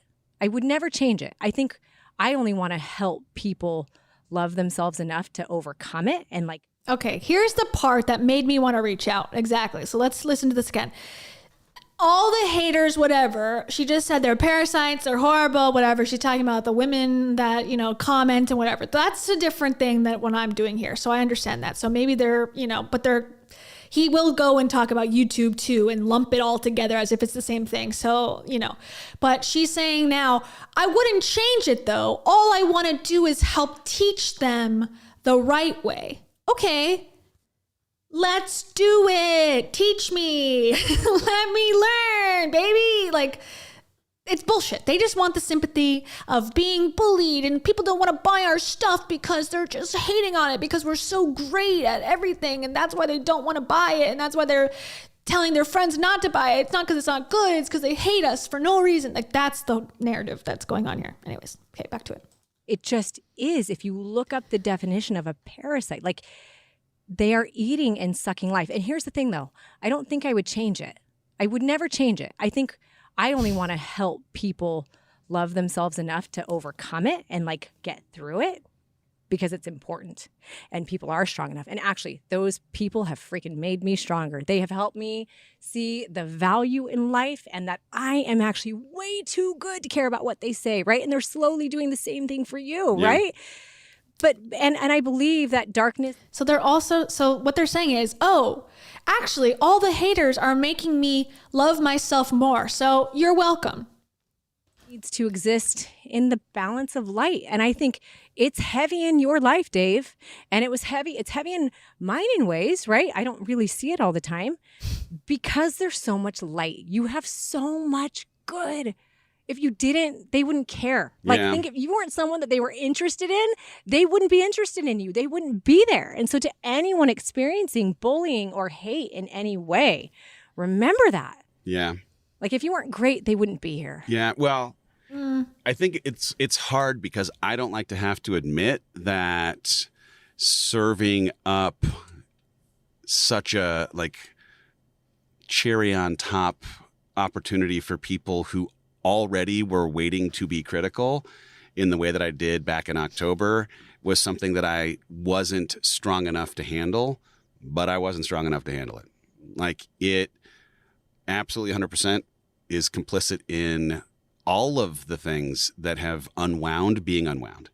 And in a crazy way, I have talked about the kind of like the breakdown or the mania or the whatever as a thing that I originally thought, was like the end of my career, the end of life. And it truly was a thing that I think helped save my life in beautiful ways. But I don't, I'm still not back on social media in part because I've learned a ton about the ridiculousness of those that would spend their time trying to dismantle and attack people who are trying to do good.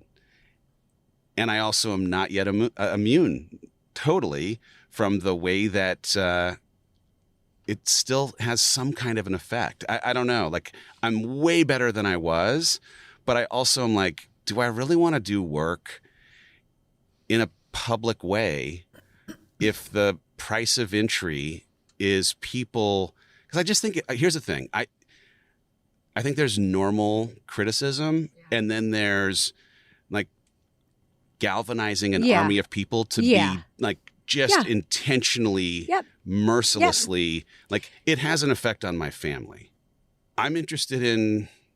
I wish you would have went into more detail about that, because I don't know how did it affect the family, if not until February 2023 that anyone had ever seen anything about Dave negatively. That's what I'm not getting here. And I don't know what he means there. Like, who's galvanizing what army to do what? I don't know. I'm assuming Reddit. But again, like, no one's forcing you to be on Reddit to read what people have to say. If that's something you can't get off of, then that's your own problem. Like, I don't know. I don't know what he means by the army of haters. I'm interested in preserving mental health. And I also know that I've been put here for a reason that is to be light.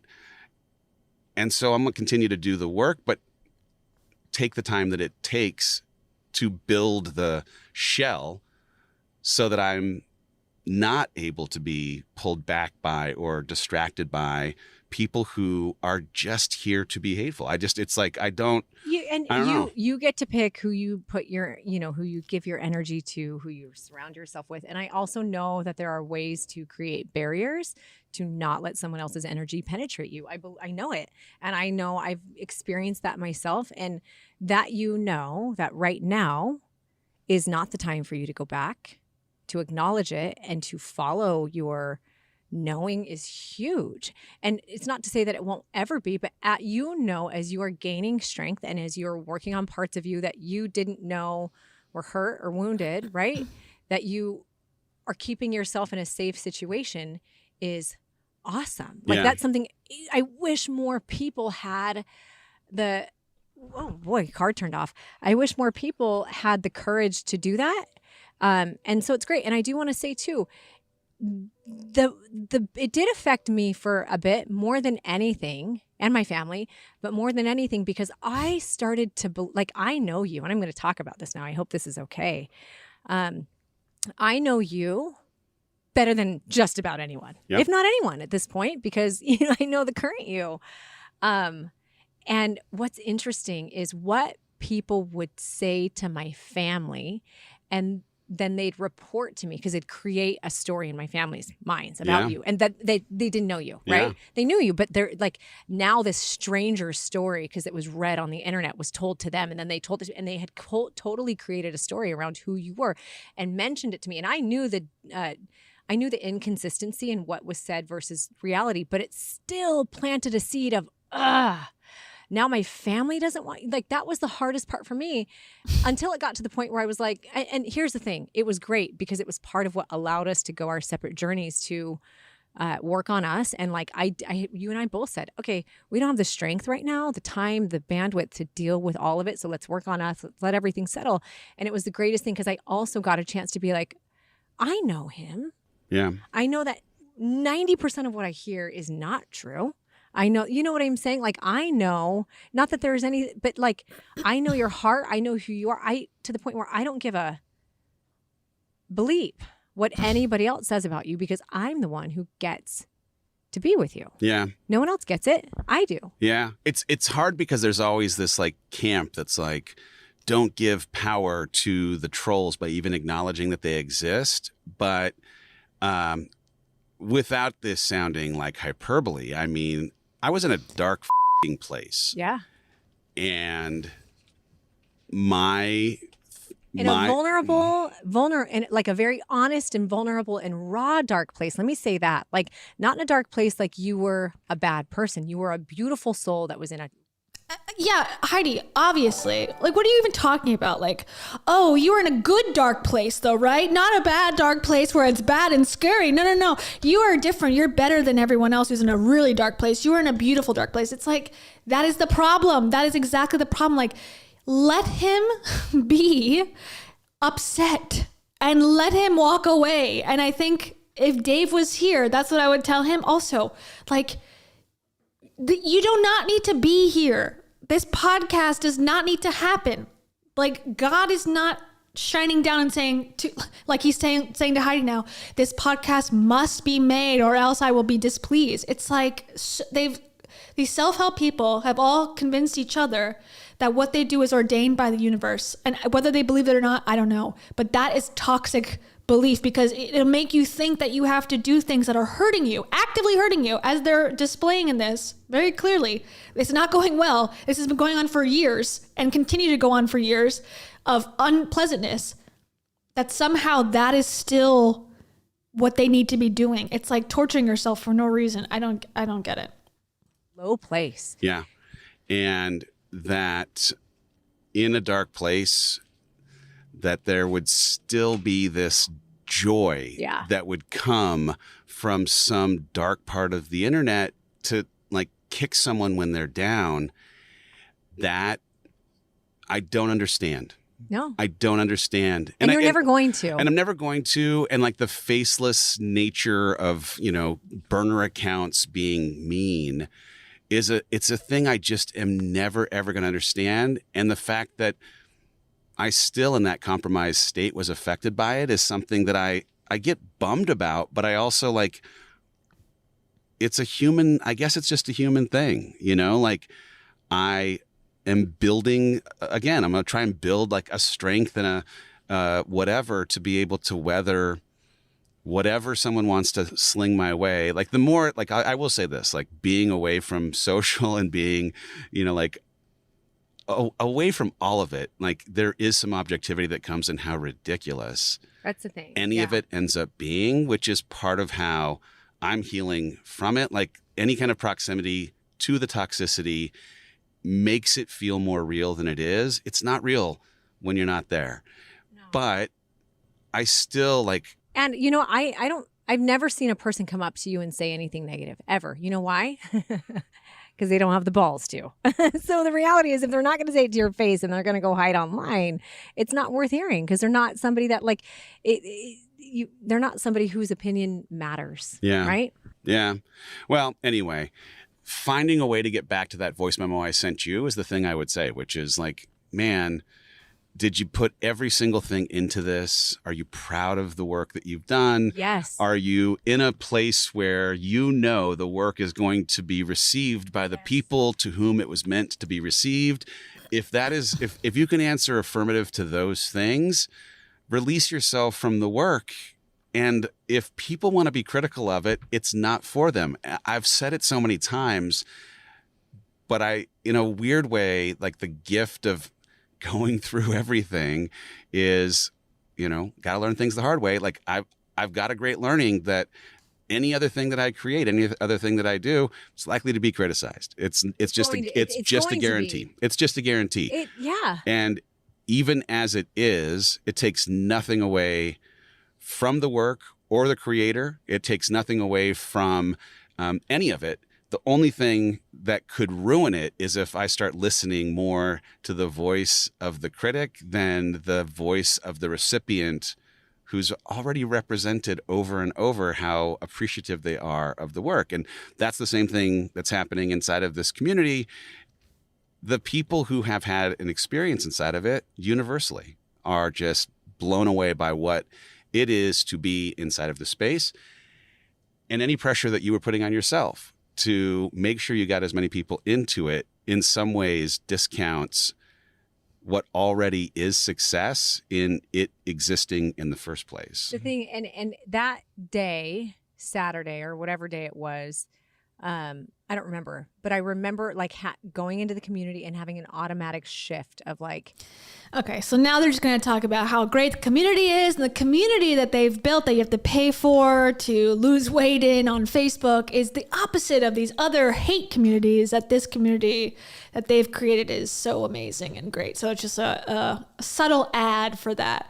But that was the big point of it all. So I feel like listening to that, and when Heidi said specifically, like, they don't have the balls to say it to your face, or like whatever the criticism is, that also propelled me to go, okay, let's speak. Like, I will represent the hater conglomerate, and I won't defend everything, and I will, criticize the people who are sending you DMs and on burner accounts too. Like, I will stand with them and say that is wrong, but hey, let's meet halfway. And again, Heidi admitted that she never read Dave's book. So between the two of us, who actually gave the work a shot? I read it with like open-minded. Maybe it was the best book since the Bible, Like, I'm not going to lie and go, well, I really liked it, but I just hate Dave Hollis for no absolute reason. So I'm going to say that it's the worst book.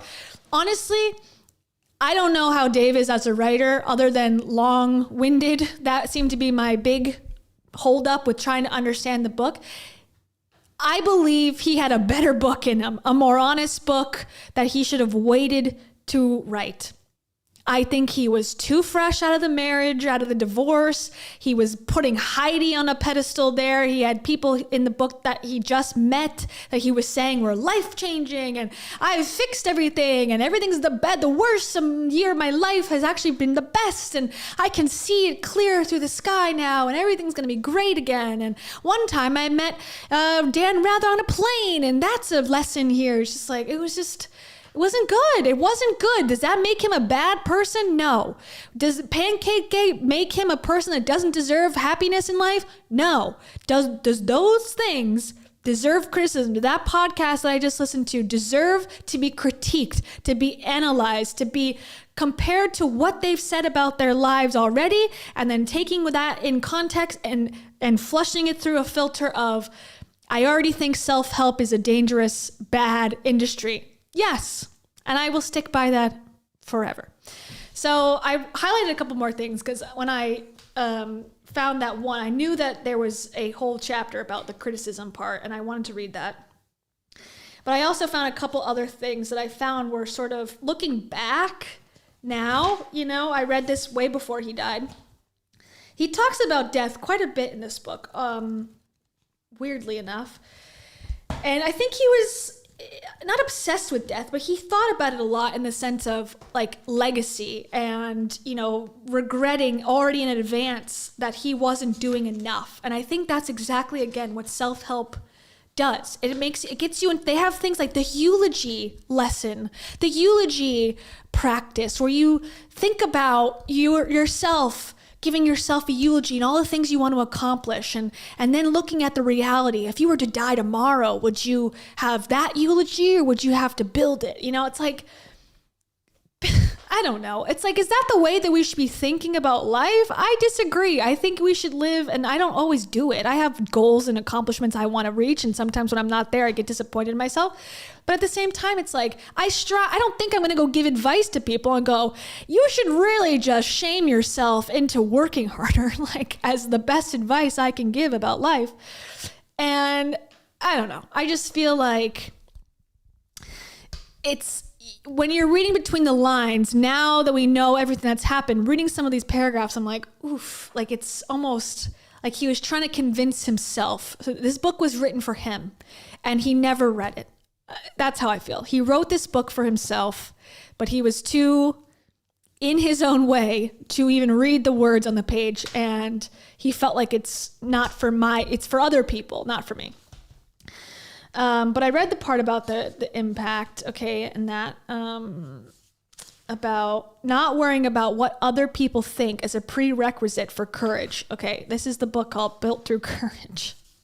Remember, the cost of entry for a life of impact is criticism. Okay, there you go. So that's the most jarring part. But this is, okay, highlighted part. Page 130. where he's talking about death. Okay, so I just thought it'd be interesting in case you haven't read the book. And Heidi, I know you haven't read the book, so if you're watching, this would be interesting for you as well. Okay. Death is a guarantee. It absolutely will happen for every one of us, and it is just about the only thing we can be sure of in life. What's crazy is that many of us spend most of our lives afraid of dying, when the promise of death should be the thing that gives us life. This knowledge should be the greatest catalyst ever for doing everything we can with the limited time we have. Okay, and this is where I think I put weird from before. This is like an old note that I wrote. I just put, this is weird. This part. Fear can be a great motivator. In fact, it's the motivation I tap into most when I think about who I want to become. There are people who are driven by the visualization of all that they can be someday, but I tap into a darker, more powerful force. What might it feel like to miss the opportunity to fully live into who I was meant to be? I lean into something called the power of negative visualization.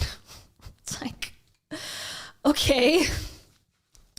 And then he talks about his thinking of his 60th birthday dinner, which obviously, you know, he was 47 when he died, and thinking about the different possibilities. Like one option is him, all his kids, like hugging him and just like talking about how great Dave is and how great his life has gone. And then the other version is like some of his kids don't show up. No one really wants to be there. They don't like him. He's a bad guy. And him grappling with like, my two options in life. And he says, in the other version, some of my grown children don't show. This is the 60th birthday party. Those that do don't have much to say. There's no need for standing room as the table sits with empty seats, and the tears that flow aren't those of joy but regret, sadness for what could have been, disgust for how the last 20 years could have gone, wasted. There's shame instead of pride, pity replacing embraces. Okay, so then he's talking about going to a funeral of Rachel's sister's husband who died. I think I had a heart attack or something kind of unexpectedly. So he's at the funeral. He's talking about that. As I sat there remembering Michael, I couldn't help but consider the slideshow at my own service one day. The reality hit me that I was the sole owner of every image in the slideshow of every day that was left in my life. The way I honored the intention of my creator, met the needs of my family, led with a servant's heart to those I'm in community with. That I, as the author of this life, had a say in how spectacular that memorial would be, with the way I filled every day I have left with the memorable experiences, love for family, the acts of service, the work of impact that would ultimately create the way I would be remembered once I was gone. How might I honor my maker with my work here on earth? I've been given enormous gifts by our creator. All of us have. Over our kitchen table hangs a sign with a family mission statement of sorts. Among the words written on it, to whom much is given, much is expected. I know that I can't fight time. I know that one day I will die. I know that when I get to the end, be it 60 or 100, I want to have a celebration of a life well lived, a life that honored the gifts I was given, a life that makes me as proud as those who might raise a glass at my birthday or eulogize me at my funeral. So I just feel like what actually happened, you know, this book was written again in like 2021. So 2 years later, he's at that actual funeral. And the people who are speaking are the people who he's surrounded with in his life, the Mel Robbins and the Heidi Powells, the people who are shallowly interested in his success and his follower count and what he could provide for them. And I feel like that's sad. He couldn't see the truth is like, they're using you. You know, like, and it takes time to get there. I feel like it takes time to see all of this for truth, but I feel like it's in the book. He just didn't recognize that this was actually the problem. Okay, so here's another thing where he's talking about kind of people in your life. So probably like someone like Lynn, who is telling him from a place of caring, like to stop lying, you know, to take your own advice, as she said in the article. So he's talking about people who, they mean well, but they just don't, they're telling you no. So it says, the same goes for anyone trying to disguise their judgment as advice or their fear as, I'm just looking out for you. While I can appreciate that these people may be operating out of what they truly believe are their best intentions, they won't have to live with the regret of not fully exploiting my gifts at the end of my life. They will not die with my unrealized dreams. They will not wonder how much more light I might have offered to the world if I'd only better guarded my mind from the destructive forces that had me second guessing myself, but I will. Again, I feel like he guarded himself from the wrong information. Honestly, I think the right information was what he was coming up with and saying, I need to back off from the internet. I need to go to rehab. I need to get rid of this toxic relationship and do something else. And I feel like he got twisted at some point. And then he's got a part about, how do I feel about myself when I'm by myself, which I feel like has a different meaning now too, because of how he died sort of alone. I found that to be interesting again. I don't think that's it. I think that's all I highlighted. But yeah, just like hearing that, reading it with different eyes and knowing like all that was actually happening, I felt was sort of interesting in a sad, sad way. Yeah. Wow, what a journey we've gone on. I actually have to go. I know it's early, but I have to. My friend's in town from out of town, and I wanted to see her because I don't get to see her very often. She lives in Alabama, so I wanted to go and hang out with her, and she's already out. So I'm going to go grab dinner with her. So we didn't get to the podcast with the author of the book, but I'll put that in the description of this video. I'll put it in right now, actually, if you want to watch it. And then maybe we can, if we want to go through this again, we can maybe watch it together, or I'll think about it. But it's not too long. It's an hour long. If you have time, it's Hot Piping Tea because it's only been viewed 549 times. Here it goes. It's called The Unspeakable with Megan Daum. And so there's a paid option to get the last half an hour of their conversation. I paid for it. It's not that juicy. There's nothing really in there that I thought wasn't, like, oh my God, you need to pay to listen to it. But yeah, I'll put the link in the description or in the, I'm going to pin comment or something on this stream so you can watch it on your own time. Get some insight. He doesn't talk about me specifically at all. He talks about some of the people that make critical videos, but doesn't really reference anything that we talked about. And he gets some of the details wrong. So if you're like a super Hollis fan, and you know all the stuff that's going on, you will be like, no, that's not quite right. No, it's not quite. But he said he got a lot of response from people, like immediately, 24 hours after the article was posted, he got more replies on that story than any other story he's ever done, which I thought was interesting.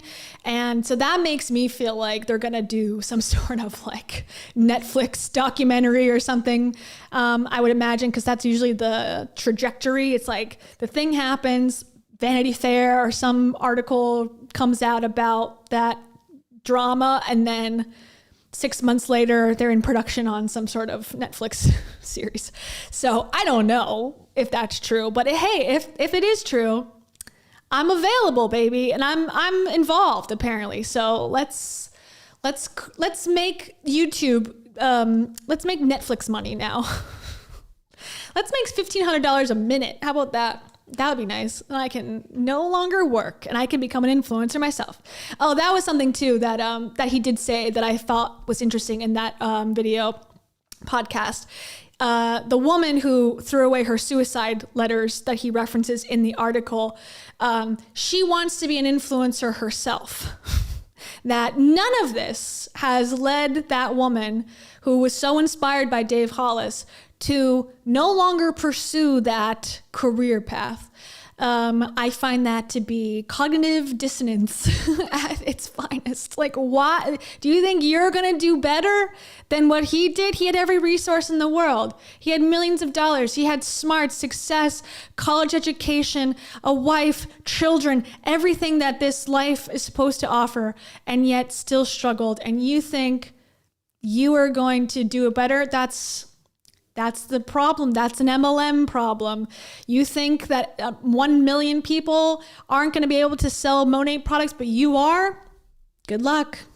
Good luck and Godspeed, because that is a unlikely path that's going to work out for you. So I would take a second about it.